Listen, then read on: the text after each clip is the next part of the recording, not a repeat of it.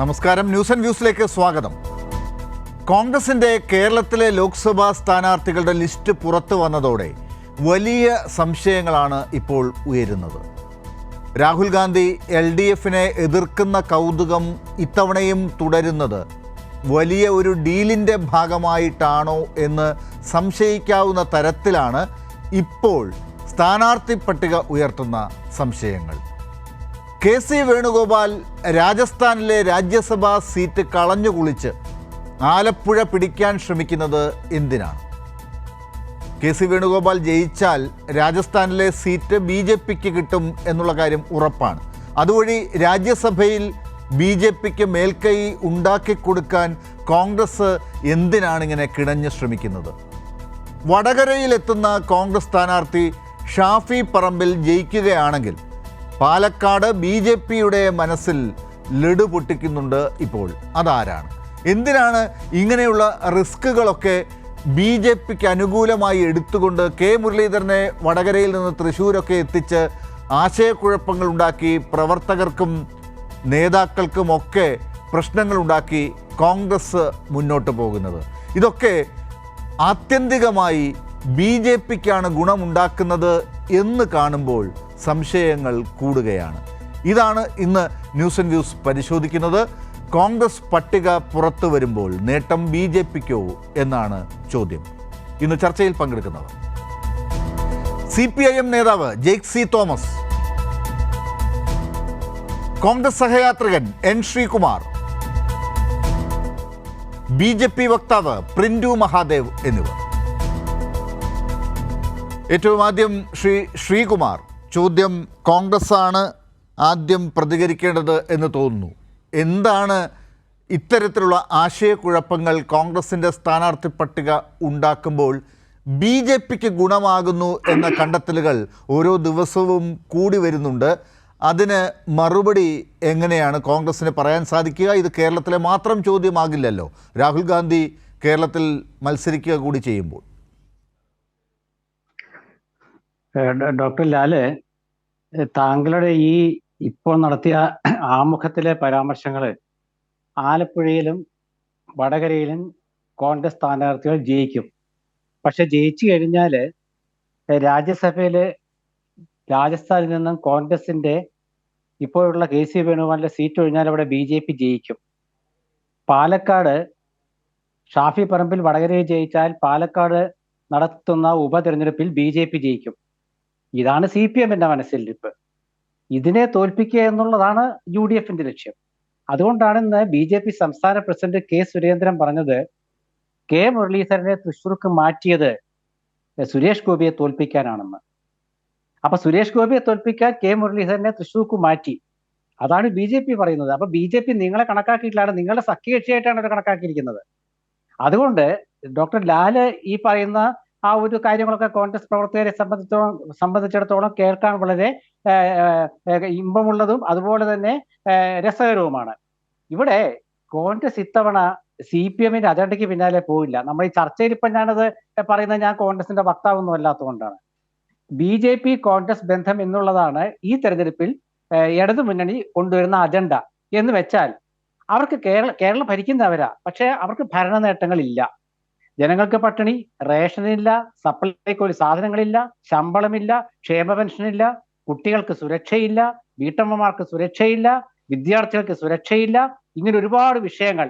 അതാണ് UDFന്റെ ഉയർത്തിപ്പിടിക്കുന്ന മുദ്രാവാക്യം. അല്ല, ഇവിടെ ശ്രീകുമാർ, നമ്മൾ ഈ അജണ്ട മാറിപ്പോകരുത്. അതായത് ഇതൊരു സംസ്ഥാന നിയമസഭാ തെരഞ്ഞെടുപ്പ് അല്ല എന്നുള്ളത് അങ്ങേക്കറിയാം. രാജ്യം മുഴുവൻ ഉറ്റുനോക്കുന്ന ഡൽഹി പിടിക്കാൻ വേണ്ടി നടക്കുന്ന ഒരു തെരഞ്ഞെടുപ്പാണ്. BJP അവിടെ അധികാരത്തിലേക്ക് വീണ്ടും കൊണ്ടുവരരുത് എന്നുള്ളതാണ് വലിയ ചോദ്യം. അതിനു വേണ്ടിയിട്ടാണ് ഇന്ത്യ മുന്നണി പോലും രൂപീകരിക്കപ്പെട്ട് കാര്യങ്ങൾ മുന്നോട്ട് പോകുന്നത്. അതൊക്കെ താങ്കൾക്കറിയാം. അതിനിടയിൽ ഇവിടുത്തെ സപ്ലൈകോയിലെ കാര്യങ്ങളും ഈ പ്രാദേശിക വിഷയങ്ങളൊക്കെ താങ്കൾ കൊണ്ടുവരുന്നത് CPMന് ഇട്ട് രണ്ട് അടി കൊടുക്കുക, അല്ലെങ്കിൽ ഇത്തരം ചോദ്യങ്ങൾ ഉയരുന്നുണ്ടെങ്കിൽ ആ ചോദ്യം ഉയർത്തുന്നവരെ ഇടത് അനുകൂലികളാക്കി മാറ്റിക്കൊണ്ട് അവരെ നിരുത്സാഹപ്പെടുത്തുക എന്നുള്ളതൊക്കെ താങ്കളുടെ ഭാഗമാകാം. അതവിടെ നിൽക്കട്ടെ. അതല്ലല്ലോ നമ്മുടെ പ്രധാനപ്പെട്ട ഉദ്ദേശം. ഇതിനകത്ത് കോൺഗ്രസ്സിന് ഡൽഹിയിൽ ഇരിക്കുന്നവർക്ക് പോലും മറുപടി കൊടുക്കണം, അവിടുത്തെ മാധ്യമപ്രവർത്തകർക്ക് മറുപടി കൊടുക്കണം, രാജ്യത്തെ ജനങ്ങൾക്ക് മറുപടി കൊടുക്കേണ്ടതുണ്ട്. രാഹുൽ ഗാന്ധി എന്തിനാണ് CPM-നെ എതിർത്തുകൊണ്ട് CPI-യെ എതിർത്തുകൊണ്ട് BJP-യെ എതിർക്കാതെ താമരയ്ക്കെതിരായി പോരാടാതെ അമേഠിയിൽ പോയി മത്സരിക്കാതെ വയനാട്ടിൽ തന്നെ വീണ്ടും ഇത്തവണയും വന്നിരിക്കുന്നത് എന്നത് ഒരു പ്രധാന ചോദ്യമാണ്. താങ്കൾ അതിനാണ് ഉത്തരം ആദ്യം പറയേണ്ടത്. രണ്ടാമത്, KC വേണുഗോപാൽ ആലപ്പുഴയിൽ മത്സരിച്ച് ജയിക്കുകയാണെങ്കിൽ എന്നൊരു ചോദ്യമുണ്ട്. ആ ചോദ്യം ഒരു മാധ്യമപ്രവർത്തകൻ എന്നുള്ള നിലയ്ക്കാണ് ഞാൻ ചോദിക്കുന്നത്. അല്ലാതെ CPM അതുകൊണ്ട് അവിടെ കോൺഗ്രസ് ജയിക്കുന്നു എന്ന് അംഗീകരിച്ചിരിക്കുന്നു എന്ന് താങ്കൾക്കൊരു സമാധാനം കിട്ടുമെങ്കിൽ പറഞ്ഞുകൊള്ളൂ. പക്ഷേ ആ ചോദ്യം അവിടെയുണ്ട്. ആ ചോദ്യത്തിന് ഉത്തരം ആവശ്യമുണ്ട്. അഥവാ KC വേണുഗോപാൽ അദ്ദേഹം മത്സരിക്കുന്നത് ജയിക്കാൻ വേണ്ടി ആയിരിക്കുമല്ലോ, ആ ജയിക്കാനാണല്ലോ എല്ലാവരും മത്സരിക്കുന്നത്. അദ്ദേഹം ജയിച്ചു കഴിഞ്ഞാൽ ആളുകളോട് പറയേണ്ടത് അങ്ങനെയാണല്ലോ, ഞാൻ ജയിച്ചാൽ രാജസ്ഥാനിലെ എൻ്റെ രാജ്യസഭാ സീറ്റ് ഞാൻ രാജിവെക്കും. അങ്ങനെ രാജിവെച്ചാൽ രാജ്യസഭയിലെ രാജ്യസഭാ സീറ്റ് അപ്പോൾ കിട്ടാൻ പോകുന്നത് BJP-ക്കാണ്. അങ്ങനെ വന്നാൽ രാജ്യസഭയിൽ ഇപ്പോൾ തന്നെ മുമ്പിലെത്താൻ നിൽക്കുന്ന BJP-ക്ക് ഒരു സീറ്റ് കൂടെ കിട്ടി വളരെ അടുത്തേക്ക് എത്തുന്നു, മേൽക്കൈ കിട്ടാൻ പോകുന്നു. ആര് കാരണം? KC വേണുഗോപാൽ കാരണം, കോൺഗ്രസ് കാരണം. ബാക്കി കാര്യങ്ങളൊക്കെ ഞാൻ വരാം. ഈ രണ്ട് പ്രധാന ദേശീയ ചോദ്യങ്ങൾക്ക് ഉത്തരം അങ്ങ് പറയും. ആദ്യത്തെ തന്നെ പറയാം. അതായത് ഇതൊരു ചർച്ച എന്ന് പറയുന്നത് നമ്മൾ മലയാളികൾക്ക് മുമ്പിൽ നടത്തുന്ന ചർച്ചയാണ്. ഇവിടെ രണ്ട് മുന്നണികൾ തമ്മിലാണ് മുഖ്യ മത്സരം, LDF-ഉം UDF-ഉം. അതിന് രണ്ട് മുന്നണികൾക്കും അജണ്ടയുണ്ട്. BJP-ക്ക് ഒരു അജണ്ടയുണ്ട്. BJP-യുടെ അജണ്ട കോൺഗ്രസിനെ തോൽപ്പിക്കുക, LDF-ന്റെ അജണ്ട കോൺഗ്രസിനെ തോൽപ്പിക്കുക. UDF-ന്റെ ആവശ്യം LDF-നെയും BJP-യും തോൽപ്പിക്കണം. അപ്പൊ അതുകൊണ്ടാണ് കേരള ഗവൺമെന്റിന്റെ കാര്യം ഞാൻ പറഞ്ഞത്. ഇനി താങ്കൾ വരുന്ന ചോദ്യങ്ങൾ. രാഹുൽ ഗാന്ധി വയനാട് MP ആണ്. വയനാട് MP വീണ്ടും വയനാടിൽ മത്സരിക്കുന്നു. കഴിഞ്ഞ തവണ അദ്ദേഹം വന്നപ്പോൾ പിണറായി വിജയനും കോടിയേരി ബാലകൃഷ്ണനും ഒക്കെ പറഞ്ഞു മത്സരിക്കാൻ വരരുത് എന്ന് പറഞ്ഞു. അതിന്റെ കാരണം മനസ്സിലായി. കാരണം 20-ൽ 19 UDF ജയിച്ചു. അപ്പോൾ അതിന്റെ കാരണം അന്ന് മനസ്സിലായി. ഇന്ന് അവിടുത്തെ സ്ഥാനാർത്ഥി ശ്രീമതി ആനി രാജ, അവരെ ദേശീയ തലത്തിൽ BJP എതിർക്കുന്ന ഒരു വനിതാ നേതാവാണ്. ആ വനിതാ നേതാവ് ഇന്ന് പറയുകയാണ് രാഹുൽ ഗാന്ധി വയനാട്ടിൽ മത്സരിക്കാൻ പാടില്ലായിരുന്നു. കാരണം അവിടെ മത്സരിക്കുന്നത് CPI ആണ്, LDF ആണ് ആദ്യ സ്ഥാനാർത്ഥിയെ പ്രഖ്യാപിച്ചത്. ശരി, വയനാട് രാഹുൽ ഗാന്ധി ആണ് MP എന്ന് CPI മറന്നുപോയോ? എന്താണ് ജാഗ്രത കുറവുണ്ടായത് പാർട്ടി ഭാഷാ പ്രകാരം? അവിടെ വയനാട്ടിൽ രാഹുൽ ഗാന്ധി മത്സരിച്ച് ജയിച്ച MP ആണ്. ആ MP അവിടെ തന്നെ വീണ്ടും മത്സരിക്കും എന്ന് എന്തുകൊണ്ട് CPI-ക്ക് ആലോചിക്കാൻ ബുദ്ധി വന്നില്ല? അല്ല, അത് കഴിഞ്ഞ തവണ തന്നെ ഇടതുപക്ഷം പറഞ്ഞതാണല്ലോ. വയനാട്ടിൽ മത്സരിക്കുന്നത് കൊണ്ട് എന്താണ് ദേശീയ തലത്തിൽ ഉണ്ടാകാൻ പോകുന്ന ഒരു ഇമേജ് എന്നുള്ളത്. അത് ഇത്തവണ മാറിയോ? ഇത്തവണയും BJP എതിർക്കാൻ പറ്റാത്ത കോൺഗ്രസ് നേതാവ് എന്നല്ലേ രാഹുൽ ഗാന്ധിയെക്കുറിച്ച് പറയുന്നത്? അദ്ദേഹത്തിന് അമേഠിയിൽ മത്സരിക്കാൻ ധൈര്യക്കുറവുണ്ട്, അത് പേടിച്ചാണ് വയനാട്ടിലേക്ക് ഓടിയെത്തിയിരിക്കുന്നത് എന്നല്ലേ ഇപ്പോഴും പറയുന്നത്? അത് മാറ്റിയെടുക്കാൻ കോൺഗ്രസിൻ്റെ ലക്ഷ്യം BJP അധികാരത്തിലേക്ക് വരരുത് എന്നാണെങ്കിൽ മുഖ്യ ശത്രു BJP ആണെന്ന് രാജ്യം മുഴുവൻ പറഞ്ഞു നടക്കുന്ന കോൺഗ്രസിന് അത് തെളിയിക്കാൻ കിട്ടിയൊരു അവസരമാണല്ലോ. അത് ഇത്തവണയും മാറ്റിയെടുക്കാൻ പറ്റുന്നില്ല എന്നൊരു ചോദ്യമുണ്ട്. രാജ്യം മുഴുവൻ പിണറായിക്ക് ഉത്തരം കൊടുക്കുക അല്ലല്ലോ കോൺഗ്രസ് ചെയ്യുന്നത്. അല്ല ഡോക്ടർ അല്ലേ, അതായത് നമ്മളൊരു സാധാരണ CPM-ന്റെ പ്രാദേശിക നേതാവ് ഒക്കെ പ്രസംഗിക്കുമ്പോൾ ഇങ്ങനെ പേടിച്ചോടി ഒളിച്ചോടി എന്നൊക്കെ പറയാം. നമ്മളിതൊരു ഗൗരവപരമായ ചർച്ചയാണ് ഞാൻ പറയുന്നത്. അതിൽ നല്ല രാഷ്ട്രീയമാണ് ഞാൻ ഉദ്ദേശിക്കുന്നത്. KC വേണുഗോപാൽ ആലപ്പുഴത്തെ മുൻ MP-യും കേന്ദ്രമന്ത്രിയുമായിരുന്നു അവിടെ നിന്ന് തന്നെ. രാഹുൽ ഗാന്ധി വയനാട് MP ആണ്. ഒരു കോൺഗ്രസ് നേതാവും ചോദിച്ചില്ല CPM എന്തിനാണ് ഇന്ന സ്ഥാനാർത്ഥികളെ ഇന്ന സ്ഥലത്ത് നിർത്തിയതെന്ന്. അത് ആ പാർട്ടിയുടെ കാര്യമാണ്. അതുപോലെ കോൺഗ്രസിന്റെ കാര്യമാണ് കോൺഗ്രസ് സ്ഥാനാർത്ഥികളോട് മത്സരിക്കണം. ഇത് CPM ചോദിച്ചു എന്ന് ഞാൻ പറഞ്ഞിട്ടില്ല ശ്രീകുമാർ. CPIM ഇങ്ങനെ ചോദിച്ചു എന്ന് ഞാൻ പറഞ്ഞില്ല. ഇതെന്റെ ചോദ്യമാണ്. ഇത് മാധ്യമപ്രവർത്തകർ ചോദിക്കുന്നതാണ്. ജനങ്ങളുടെ ഒരു വിഭാഗത്തിന്റെ ചോദ്യമാണ്. ആ ചോദ്യത്തിന് കോൺഗ്രസ് മറുപടി പറയേണ്ടതുണ്ട്. അവിടെ BJP-ക്കാണ് നേട്ടം എന്നതാണ് പ്രധാനപ്പെട്ട നിരീക്ഷണങ്ങൾ. ഇവിടെ എല്ലായിടത്തും വയനാട്ടിൽ BJP എതിർക്കാത്ത രാഹുൽ ഗാന്ധി നേട്ടമുണ്ടാക്കി കൊടുക്കുന്നത് BJP-ക്കാണ്. ആലപ്പുഴയിൽ രാജ്യസഭാ സീറ്റ് ത്യജിച്ചു വരുന്ന KC വേണുഗോപാൽ നേട്ടമുണ്ടാക്കി കൊടുക്കുന്നത് രാജസ്ഥാനിലൂടെ രാജ്യസഭയിൽ ഇപ്പോൾ 1-2 സീറ്റ് കൂടെ നേടി മുമ്പിലെത്താൻ ശ്രമിക്കുന്ന BJP-ക്കാണ് നേട്ടമുണ്ടാക്കി കൊടുക്കുന്നത്. വടകരയിൽ ഇൻഡയറക്റ്റായി പാലക്കാട്ടെ ഒരു MLA വന്ന് മത്സരിക്കുകയാണ്. പാലക്കാട് കഴിഞ്ഞ തവണ എന്താണ് സംഭവിച്ചതെന്നുള്ളത് അങ്ങേക്ക് അറിയാമല്ലോ. അവിടെ BJP 2ാം സ്ഥാനത്തെത്തിയ നിയമസഭാ സീറ്റാണ് പാലക്കാട് മണ്ഡലം.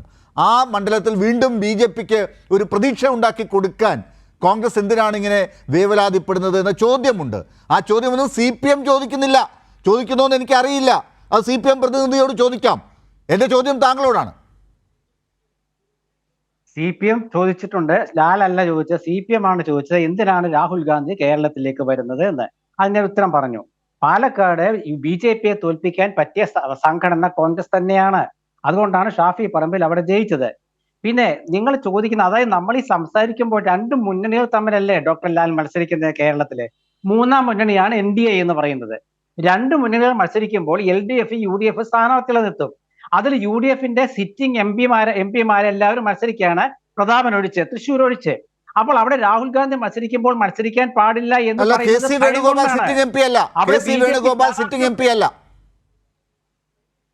അല്ല, അത് തോറ്റതല്ലേ, അവിടെ തോറ്റുപോയതല്ലേ കേരളത്തിലെ ഏക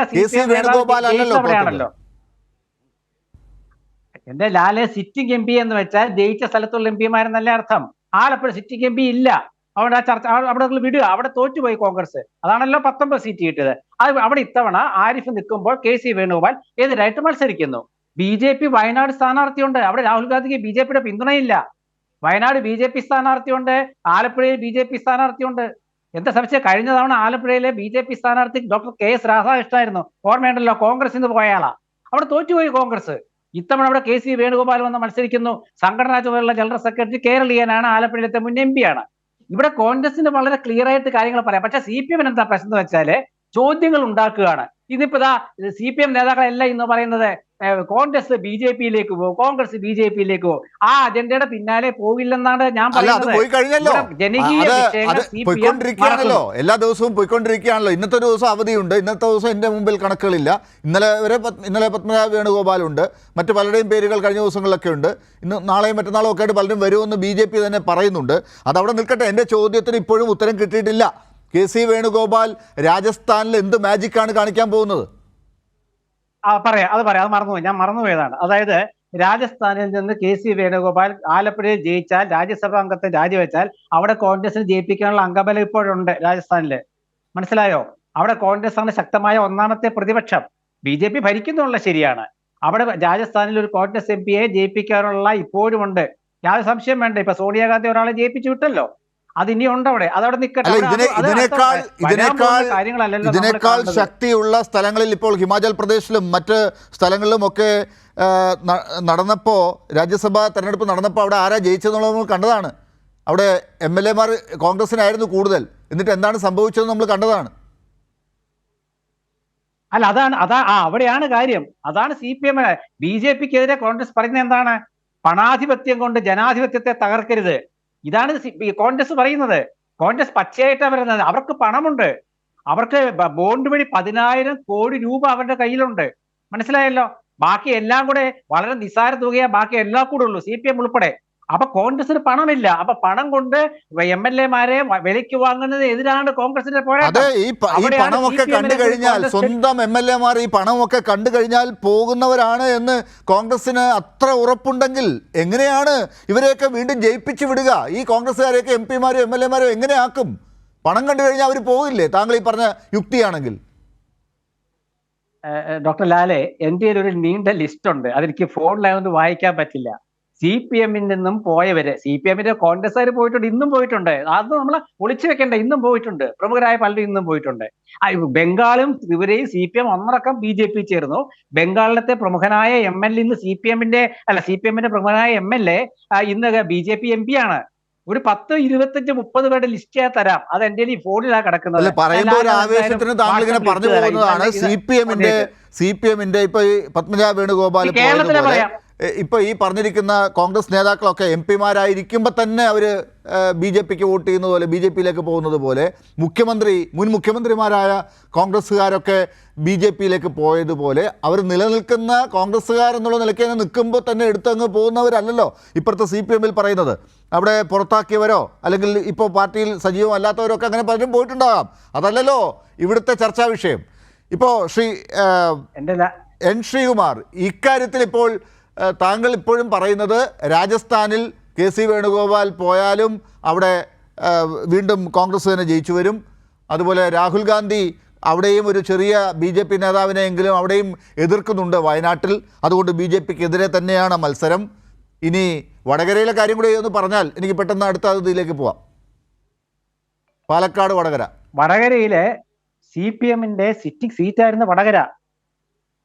ഒരുപാട് CPM-ന്റെ പ്രമുഖ നേതാക്കൾ വിജയിച്ച വടകരയില് CPM ഇപ്പൊ തോറ്റു കിടക്കുകയാണ്. അവിടെ കോൺഗ്രസിന്റെ MP ആയിരുന്ന K മുരളീധരൻ, അദ്ദേഹം കോൺഗ്രസിന്റെ സ്ഥാനാർത്ഥികളെ കോൺഗ്രസ് ആണല്ലോ മാറ്റുന്നത്.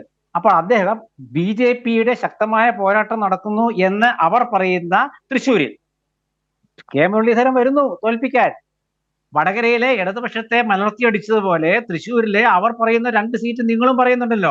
BJP പറയുന്ന അല്ല, താങ്കൾ വടകരയിൽ നിന്ന് നേരെ തൃശ്ശൂരിലേക്കാണ് എത്തിയത്. എന്റെ ചോദ്യം അതായിരുന്നില്ല. പാലക്കാട്ടിൽ നിന്ന് എന്തിനാണ് ഒരാളെ അവിടുത്തെ MLA പിടിച്ചുകൊണ്ടുപോയി വടകരയിൽ നിർത്തി MP ആക്കാൻ നോക്കുന്നത് എന്നതായിരുന്നു. ആ പാലക്കാട്ടുണ്ടാകുന്ന BJPയുടെ പ്രതീക്ഷയ്ക്ക് കോൺഗ്രസ് എന്തിനാണ് കൂട്ടുനിന്ന് കൊടുക്കുന്നത് എന്നതായിരുന്നു എൻ്റെ മൂന്നാമത്തെ ചോദ്യം. ശരി, ഞാൻ താങ്കളിലേക്ക് തിരിച്ചു വരാം. ഇപ്പോൾ ശ്രീ ജെയ്ക് സി തോമസ്. ഒരു മിനിറ്റ്. വടകരയിലേക്ക് ഷാഫി പറമ്പിൽ പോയത് അവിടെയുള്ള CPM-ന്റെ സ്ഥാനാർത്ഥിയെ പരാജയപ്പെടുത്താനും അവിടെയുള്ള BJP സ്ഥാനാർത്ഥിയെ പരാജയപ്പെടുത്താനുമാണ്. കാരണം CPM-ന്റെ സ്ഥാനാർത്ഥി എന്ന് പറയുന്നത് KK ശൈലജ ടീച്ചർ എന്നുള്ള വ്യക്തിയെ ഞാൻ എടുക്കുന്നില്ല. CPM-ന്റെ പ്രതിനിധി അരിവാൾ ചുറ്റിയ നക്ഷത്രം എന്നത് വടകരയിലെ ജനങ്ങൾ ഭീതിയോട് കാണുന്ന ഒരു ചിഹ്നമാണ്. ആ ചിഹ്നം അവിടെ ഇല്ലാതാക്കാൻ കോൺഗ്രസിനെ കഴിയൂ. അതുകൊണ്ട് വടകരയിൽ വേറെ കോൺഗ്രസ്സുകാരില്ലേ? അല്ലെങ്കിൽ വേറെ അപ്പുറത്തോ ഇപ്പുറത്തോ ഒന്നും ഇല്ലേ? ഇപ്പുറത്തുള്ള ഒരു MLA തന്നെ അവിടെ പിടിച്ചുകൊണ്ട് പോകണമെങ്കിൽ പാലക്കാട് ഉണ്ടാകുന്ന പ്രതിസന്ധി അതിനേക്കാൾ വലുതാണ്. അത് BJPക്ക് ഗുണമാണ് എന്നുള്ള ചോദ്യത്തിൽ യാതൊരു സംശയവുമില്ല. ഞാൻ വരാം അങ്ങയിലേക്ക്. ഇപ്പോൾ ജെയ്ക് സി തോമസ് ടെലിഫോൺ ലൈനിലാണുള്ളത്. ജെയ്ക് സി തോമസിലേക്ക് ഞാൻ ഒന്ന് പോയിട്ട് അങ്ങയിലേക്ക് തിരിച്ചു വരാം. ജെയ്ക് സി തോമസ്, അങ്ങനെയാണെങ്കിൽ എന്തിനാണ് KK ശൈലജ ടീച്ചറെ എന്തിനാ വടകരയ്ക്ക് കൊണ്ടുവന്നത്? അവർ MLA അല്ലേ?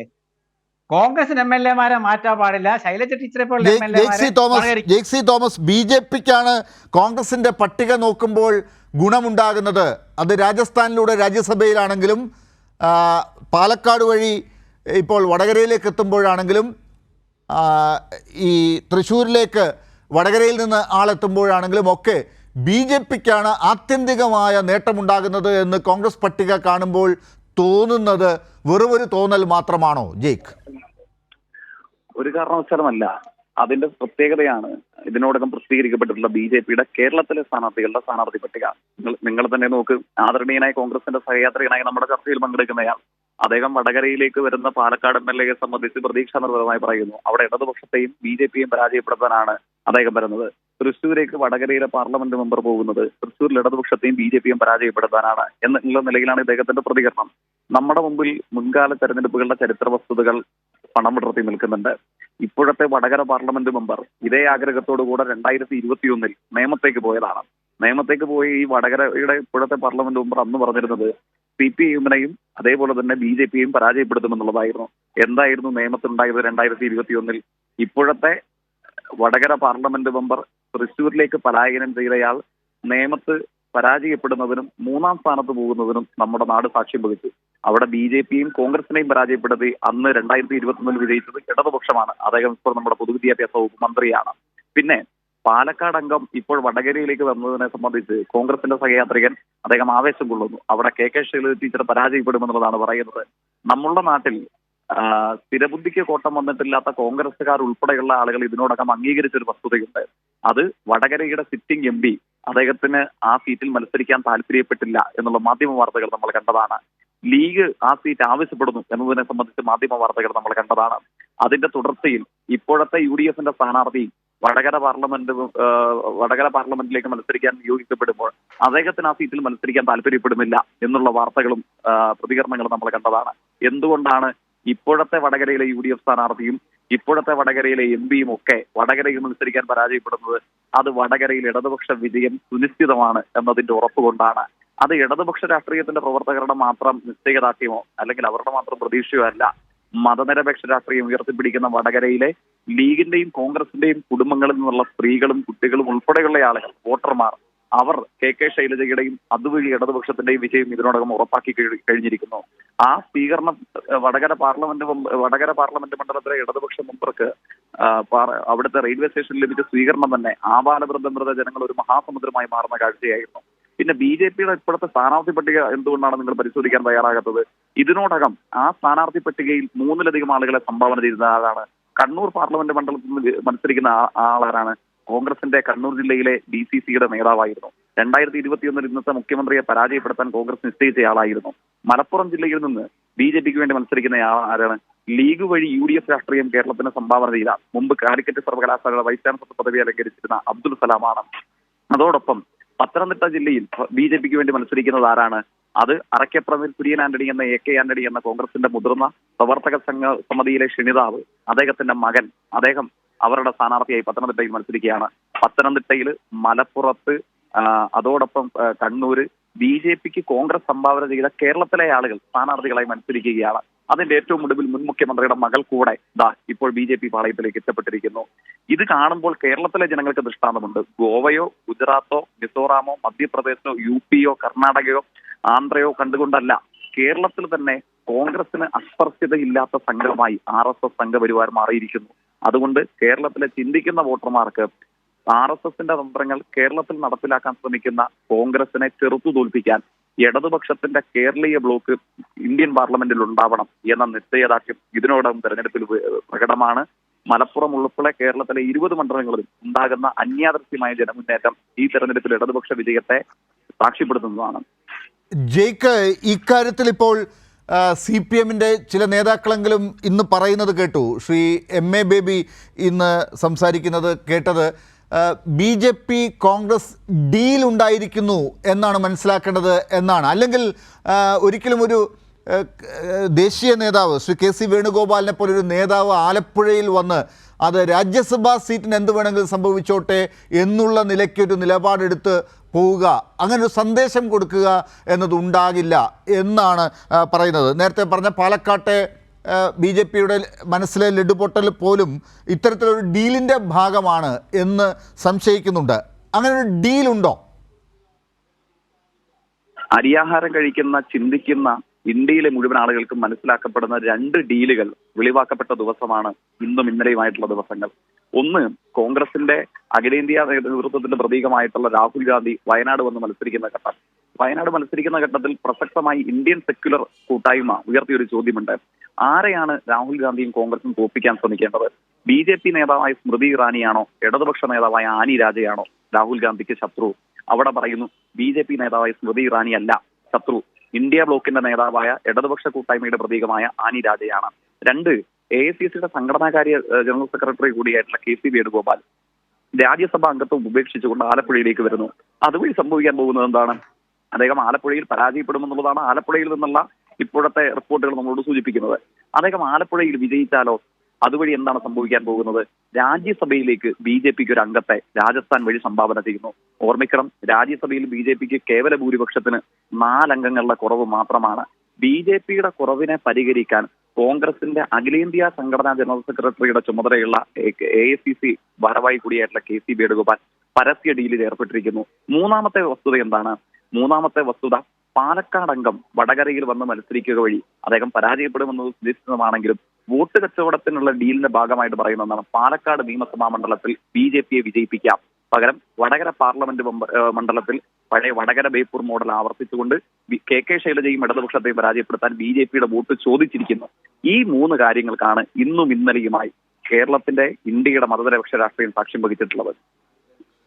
യെസ്, BJP കൂടി മറുപടി പറയേണ്ട ഒരു കാര്യമാണ്. പ്രിൻറ്റു മഹാദേവ് ഇപ്പോൾ ചർച്ചയിലുണ്ട്. പ്രിൻറ്റു മഹാദേവ്, ഇത്തരമൊരു ഡീൽ ഉണ്ട് എന്നത് ഇതിനകം വലിയ ചർച്ചയായിട്ടുണ്ട്. ഇത് വലിയ സന്തോഷം നിങ്ങൾക്കുണ്ടാക്കുന്ന മണ്ഡലങ്ങൾ ഇവിടെ ചൂണ്ടിക്കാട്ടിയല്ലോ. BJPയുടെ അണികൾക്ക് അത്തരത്തിലുള്ള നിർദ്ദേശം പോയി കഴിഞ്ഞോ, അതോ ഇനിയാണോ അത്തരത്തിലൊരു നിർദ്ദേശം ഉണ്ടാകുക? ലാൽ സാറിൻ്റെയും ജയിക്കിൻ്റെയും ഒക്കെ ഈ കഥയിലെ ആഖ്യാനം കേട്ടപ്പോൾ സത്യത്തിൽ എനിക്ക് നിങ്ങളുടെ ആഖ്യാന ശൈലി ഇഷ്ടപ്പെട്ടു. പക്ഷേ അത് വസ്തുതയ്ക്ക് ഒരിക്കലും നിരക്കാത്തതാണെന്നുള്ള കാര്യം നമ്മൾ ഓർക്കണം. ഈ BJPയും കോൺഗ്രസും തമ്മിൽ ഒരു ഡീലിൽ ഇപ്പോൾ ഈ പ്രത്യേക സാഹചര്യത്തിൽ എത്തുക എന്ന് പറയുന്നത് അത് അത്രമാത്രം വിശ്വസിക്കാൻ ഈ മലയാളികളും അരിയാഹാരം കഴിക്കുന്ന ആളുകളും തയ്യാറാകില്ല എന്നുള്ള കാര്യം നിങ്ങളൊന്ന് മനസ്സിലാക്കണം. സത്യത്തിൽ നിങ്ങളെ ഇന്ത്യ മുന്നണി ഈ കേരളത്തിലെ 20 സീറ്റുകളെ പങ്കിട്ടെടുത്തു എന്നേ ഞങ്ങൾക്ക് പറയാനുള്ളൂ. കാരണം അതുകൊണ്ടാണല്ലോ ഇതിനകത്ത് ഈ ഡീലിൻ്റെ ഏറ്റവും കൂടുതൽ ലാഭം ലഭിക്കാൻ പോകുന്നത് ഇടതുപക്ഷമായതുകൊണ്ട് നിങ്ങളുടെ മനസ്സിനകത്ത് കൃത്യമായിട്ട് ലഡുപൊട്ടുന്നുണ്ട്. പ്രിന്റു മഹാദേവ്, അതൊരു അത്ഭുതമൊന്നും അല്ലല്ലോ. നമുക്ക് ഇന്ത്യയിലെ എല്ലാ സംസ്ഥാനങ്ങളിലും നടക്കുന്ന കാര്യങ്ങൾ പരിശോധിച്ചാൽ, കേരളത്തിൽ തന്നെ കഴിഞ്ഞ ദിവസം നടന്ന കാര്യം എന്താണെന്ന് നോക്കിയാൽ, മുൻ മുഖ്യമന്ത്രിയുടെ മകൾ ഇപ്പോൾ നിങ്ങളുടെ കൂടെയാണ്. അതുപോലെ മറ്റ് പല സ്ഥലങ്ങളിലും മുൻ മുഖ്യമന്ത്രിമാർ തന്നെ, കോൺഗ്രസിൻ്റെ മുഖ്യമന്ത്രിമാർ തന്നെ നിങ്ങളുടെ കൂടെയാണ് എന്നത് കോൺഗ്രസും BJPയും തമ്മിൽ എത്രമാത്രം അടുത്താണ് എന്നുള്ളതിൻ്റെ സൂചനയല്ലേ? അതിൽ ഇനി എന്താണ് ഇത്ര അതിശയിക്കാനുള്ളത്? അല്ല, അതിൽ അതിശയമുണ്ട്. കാരണം നിങ്ങളുടെ CPM-ന്റെ ആദ്യത്തെ സ്ഥാനാർത്ഥിയെ പട്ടിക വന്ന സമയത്ത് തന്നെ നിങ്ങളും KC വേണുഗോപാലും ഇടതുപക്ഷവും തമ്മിലുള്ള ധാരണയെക്കുറിച്ച് നമുക്ക് കൃത്യമായ ബോധ്യമായിരുന്നു. കാരണം അതുകൊണ്ടാണല്ലോ എനിക്ക് പ്രേമചന്ദ്രനെ പോലെയുള്ള ഒരാളെ നേരിടാൻ നിങ്ങൾ കൊല്ലത്ത് ഇറക്കിയത് മുകേഷിനെ, നിങ്ങൾ പത്തനംതിട്ടയിൽ ഇറക്കുന്നത് കേരളത്തെ മുഴുവൻ കടപ്രതിസന്ധിയിലായിട്ട് അതിൻ്റെ മുൻപിൽ നിൽക്കുന്ന തോമസ് ഐസക്കിനെ, പിന്നെ നിങ്ങൾ എറണാകുളത്തായിക്കോട്ടെ, നിങ്ങളെ കാസർകോട്ടെ സ്ഥാനാർത്ഥിയൊക്കെ വന്ന സമയത്ത് എന്തുകൊണ്ടാണ് ഇടതുപക്ഷം ഇങ്ങനെ ഒരു സ്ഥാനാർത്ഥികളെ നിശ്ചയിക്കുന്നു എന്ന് ഞങ്ങൾക്ക് കൃത്യമായിട്ടൊരു ചോദ്യമുണ്ടായിരുന്നു. ഇപ്പോൾ അതിനുള്ള ഉത്തരം കൃത്യമായി കിട്ടി. കാരണം ഇന്ത്യ സഖ്യത്തെ നിങ്ങൾ കൃത്യമായിട്ട് ഇവിടെ പ്രാവർത്തികമാക്കിയിട്ടുണ്ട്.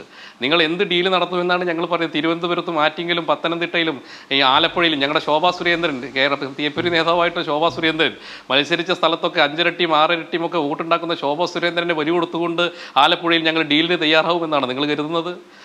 തിരുവനന്തപുരത്ത്, നമ്മുടെ തൃശ്ശൂർ ഞങ്ങളുടെ സുരേഷ് ഗോപി, വിജയപ്രതീക്ഷയുള്ള സീറ്റായിട്ടുള്ള തൃശ്ശൂരിൽ സുരേഷ് ഗോപിയെ ബലി കൊടുത്തുകൊണ്ട് ഞങ്ങൾ ഡീലിന് തയ്യാറാകുമെന്നാണ് നിങ്ങൾ പറയുന്നത്. അതുപോലെ ആറ്റിങ്ങലും അത് പ്രിന്റു മഹാദേവൻ അറിയാത്ത കാര്യങ്ങൾ ദേശീയ തലത്തിൽ നടക്കുന്നു എന്നാണ്. ദേശീയ തലത്തിൽ പോലും നിങ്ങളറിയാതെ പലരും കോൺഗ്രസിൽ നിന്ന് BJPയിലേക്ക് എത്തുന്നു. നിങ്ങളറിയാതെ തന്നെ പല തരത്തിലുള്ള സ്ഥാനാർത്ഥികൾ എത്തുന്നു. നിങ്ങൾക്ക് താല്പര്യമില്ലാത്ത ആളുകൾ വരുന്നു. അതിൻ്റെ ഫലമായി സംസ്ഥാന പ്രസിഡന്റ് ഉൾപ്പെടെയുള്ള നേതാക്കൾ ഉൾപ്പെടെ അത്തരം ചടങ്ങുകളിൽ പോലും നിന്നും മാറി നിൽക്കുന്ന ഘട്ടങ്ങൾ വരെ വാർത്തകളിൽ റിപ്പോർട്ടാകുന്നു. നമ്മളത് കാണുന്നുണ്ട്. അപ്പോൾ ഇതിനകത്ത് അതൊന്നും അല്ല പ്രശ്നം. ഇങ്ങനെയുള്ള പല കാര്യങ്ങളും ദേശീയ തലത്തിൽ തീരുമാനമെടുക്കാം. പക്ഷേ അത്തരത്തിലുള്ള തീരുമാനങ്ങളുടെ ഭാഗമായി പ്രത്യേകിച്ച് വടകരയിൽ നിങ്ങളുടെ അണികൾക്ക് കൂടുതൽ താല്പര്യം ഷാഫി ജയിക്കുന്നതാകും എന്നാണ് നിരീക്ഷണം. ഷാഫിക്ക് വോട്ട് കൊടുത്താൽ പാലക്കാട് നിങ്ങൾക്കൊരു ഓപ്പണിംഗ് കിട്ടുകയാണ്. അപ്പോൾ അതുപോലെ ആലപ്പുഴയിൽ നിങ്ങളുടെ ശോഭാ സുരേന്ദ്രനെ ഒരു തട്ടം കൊടുക്കാം.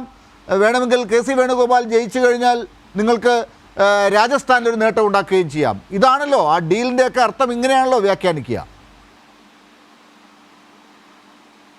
ലാൽ സാറേ, അങ്ങനെ വ്യാഖ്യാനിക്കണം. നമ്മൾ മനസ്സിലാക്കേണ്ട പ്രധാനപ്പെട്ട ഒരു വസ്തുത, കോൺഗ്രസിൻ്റെ ഒരു MP-മാർക്കും ഈ പാർലമെൻറ്റിനകത്ത് മത്സരിക്കാൻ താല്പര്യമില്ല എന്നുള്ള വസ്തുത നമ്മൾ മനസ്സിലാക്കണം. ഇവരുടെ എല്ലാവരുടെയും കണ്ണ് സത്യത്തിൽ കേരള നിയമസഭയിലാണ്. മുരളീധരന് മത്സരിക്കാൻ താല്പര്യമുണ്ടായിരുന്നില്ല, TN പ്രതാപന് താല്പര്യമുണ്ടായിരുന്നില്ല, രമ്യ ഹരിദാസിന് മത്സരിക്കാൻ താല്പര്യമുണ്ടായിരുന്നില്ല, കൊടിക്കുന്നിൽ സുരേഷിന് താല്പര്യക്കുറവ് തുടങ്ങിയിട്ട് വർഷങ്ങളായി. എന്നിട്ടും രാഹുൽ ഗാന്ധിയുടെ ഒരു സീറ്റ്, ആ സീറ്റ് മത്സരിക്കുന്ന സാഹചര്യത്തിൽ ബാക്കിയുള്ള സിറ്റിംഗ് MP-മാർ എല്ലാവരും മത്സരിക്കണമെന്നുള്ള തിട്ടൂരം ഹൈക്കമാൻഡ് പ്രഖ്യാപിച്ചത് കൊണ്ട് മാത്രമാണ് ഇവരൊക്കെ മത്സരിക്കാൻ തയ്യാറാകുന്നത്. പിന്നെ നിങ്ങൾ സാർ ഒരു രാഷ്ട്രീയ നിരീക്ഷകനും ഒരു പരിണിതപ്രജ്ഞനായിട്ടുള്ള ഒരു മാധ്യമ പ്രവർത്തനവുമല്ലേ. തൃശ്ശൂർ പോലെയുള്ള ഒരു സ്ഥലത്ത് TN പ്രതാപൻ ആണോ മുരളീധരനാണോ ഞങ്ങൾക്ക് കൂടുതൽ മത്സരം ടൈറ്റ് ഉണ്ടാക്കുക? അപ്പോൾ ഇവിടെ ഇറക്കിയിട്ടുള്ള സ്ഥാനാർത്ഥി ഒരു സംശയമുണ്ട്. ഇടതുപക്ഷവും കോൺഗ്രസും വ്യക്തമാക്കിയിട്ടുള്ള ധാരണ അടിസ്ഥാനത്തിലാണ് മുരളീധരൻ തൃശ്ശൂരിൽ വന്നിട്ടുള്ളത്. അതിലെന്താ സംശയം? നേമത്ത് വന്നല്ലോ, നേമത്ത് വന്ന് ഞങ്ങളുടെ അക്കൗണ്ട് നിങ്ങൾ ക്ലോസ് ചെയ്യിപ്പിച്ചു എന്നൊക്കെ പറയുന്ന പോലെ തൃശ്ശൂർ ജില്ലയിലെ ഞങ്ങളുടെ സാധ്യതകൾ ഇല്ലാതാക്കാൻ വേണ്ടിയുള്ള നിങ്ങളുടെ അവിശുദ്ധ സഖ്യമാണ്. നിങ്ങളിപ്പോ ഇതിനെ ഈ രീതിയിൽ തൃശ്ശൂരിൽ നിങ്ങൾക്ക് എന്തായാലും സാധ്യത ഇത്തവണ ഇല്ല എന്നുള്ളത് നിങ്ങൾ ഉറപ്പിക്കുകയാണോ? തൃശ്ശൂരിൽ ഇത്തവണ നിങ്ങളുടെ സാധ്യത അടഞ്ഞോ? അങ്ങനെയല്ല ഒരു ഉറപ്പ് അല്ല സാർ. നിങ്ങൾ തൃശ്ശൂരിൽ ഇനി നിങ്ങൾ ഈ മുരളീധരനെ നിർത്തി കോൺഗ്രസിന്റെ മുഴുവൻ വോട്ട് സുനിൽകുമാറിന് മറിച്ചാൽ പോലും ഒരു സംശയം വേണ്ട, തൃശ്ശൂരിൽ ഞങ്ങൾ ജയിക്കും. ഒരു സംശയം വേണ്ട. തൃശ്ശൂരിൽ സുരേഷ് ഗോപി 50,000-ൽ കൂടുതൽ വോട്ടിന് സുരേഷ് ഗോപി ജയിക്കും. അതിൽ യാതൊരു സംശയം നിങ്ങൾ എങ്ങനെ ഏത് രീതിയിൽ വോട്ട് മറിച്ചാലും അതിലൊരു സംശയം വേണ്ട. കാരണം ഞങ്ങളെ ഒരു കഴിഞ്ഞ 5 വർഷമായി സുരേഷ് ഗോപി കഴിഞ്ഞ തവണ മത്സരിച്ച സമയം തൊട്ട്, അദ്ദേഹം പരാജയപ്പെട്ട സമയം തൊട്ട് ഇന്നുവരെ ഞങ്ങൾ നടത്തിയിട്ടുള്ള പ്രവർത്തനങ്ങൾ അത് വിജയിക്കാനുള്ള പ്രവർത്തനമാണ്. ശരി, ആലപ്പുഴയിൽ നിങ്ങൾക്ക് നിങ്ങളുടെ സ്ഥാനാർത്ഥി ജയിക്കുന്നതിനേക്കാൾ ലാഭം അവിടെ കോൺഗ്രസ് സ്ഥാനാർത്ഥി ജയിക്കുന്നതാണ് എന്ന നിരീക്ഷണത്തോട് എന്താണ് പ്രതികരണം? ഒരിക്കലുമില്ല സാർ. ഞാൻ പറയുന്നു, ആലപ്പുഴയിൽ KC വേണുഗോപാൽ 3-ാം സ്ഥാനത്തേക്ക് തള്ളപ്പെടുന്ന തെരഞ്ഞെടുപ്പാണ് ഉണ്ടാകാൻ പോകുന്നത്. നിങ്ങൾ നോക്കിക്കോളൂ. കേരളത്തിൽ കോൺഗ്രസ്സുകാർക്കിടയിൽ ഏറ്റവും അധികം വിരോധമുള്ള ഒരാൾ KC വേണുഗോപാൽ. ഒന്ന് കോൺഗ്രസ്സുകാരുടെ കാര്യമാണല്ല. 2 ശോഭാ സുരേന്ദ്രനെ പോലെയുള്ള ഒരാൾ. 1 ആരിഫ് എന്ന് പറയുന്ന അവിടുത്തെ സിറ്റിംഗ് MP. ഈ 3 പേർ മത്സരിക്കുന്ന സാഹചര്യത്തിൽ ഒരു സംശയം വേണ്ട, KC വേണുഗോപാലിൻ്റെ വാട്ടർലൂ ആണ് ഈ തെരഞ്ഞെടുപ്പ്. അതിബുദ്ധിമാനും ചാണക്യനാണെന്നൊക്കെ പറഞ്ഞുകൊണ്ടാണല്ലോ ഈ കേരളത്തിൽ വലിയ തന്ത്രങ്ങൾ മെനയുന്നത്. KC വേണുഗോപാലിൻ്റെയും കോൺഗ്രസിൻ്റെയും വാട്ടർലൂ ആകാൻ പോകുന്ന തെരഞ്ഞെടുപ്പാണിത്. KC വേണുഗോപാലിൻ്റെ അന്ത്യം നമുക്ക് ഇവിടെ ആലപ്പുഴയിൽ കാണാം. അതുകൊണ്ട് KC വേണുഗോപാലിന് എന്ത് ഡീൽ ഉണ്ടാക്കിയിട്ടുണ്ടെങ്കിലും അതൊന്നും ആലപ്പുഴയിൽ വിലപ്പോകാൻ പോകുന്നില്ല. ശോഭാ സുരേന്ദ്രനെ ഒതുക്കാനുള്ള ഒരു ഡീലും അവിടെ നടക്കാൻ പോകുന്നില്ല എന്നാണ്. എന്താ സംശയം സാർ? ശോഭാ സുരേന്ദ്രനെ പോലെയുള്ള ഒരു നേതാവ് അവിടെ ശരി, പ്രിന്റു ആ പറഞ്ഞതിൽ നിന്ന് ഞാൻ പറഞ്ഞതിനോട് യോജിച്ചു എന്നാണ് എനിക്ക് തോന്നുന്നത്. ശ്രീ N. ശ്രീകുമാർ, അപ്പോൾ ഇക്കാര്യത്തിൽ BJPക്ക് ഒരു ഡീലും ഇല്ല എന്ന് അവർക്ക് തുറന്ന് സമ്മതിക്കാൻ പറ്റില്ല. ഒരുപക്ഷെ പ്രിന്റു മഹാദേവിന് അത്തരം കാര്യങ്ങൾ ഇവിടെ നിന്നുകൊണ്ട് മനസ്സിലാക്കാൻ പറ്റുന്നതിന് പരിമിതികളുണ്ടാകാം. ഈ ഡീലൊക്കെ വലിയ തരത്തിലാണല്ലോ, ദേശീയ തലത്തിലാണല്ലോ നടക്കുന്നത്. അതുകൊണ്ടാണല്ലോ ദേശീയ നേതാക്കൾ ഇവിടെ വന്ന്, കോൺഗ്രസിൻ്റെ നേതാക്കൾ ഇവിടെ വന്ന് BJPയെ പരിക്കേൽപ്പിക്കാതെ മുന്നോട്ട് പോകുന്നതിനെക്കുറിച്ചുള്ള ചർച്ചകളൊക്കെ ഉണ്ടാകുന്നത് അങ്ങനെയാണല്ലോ.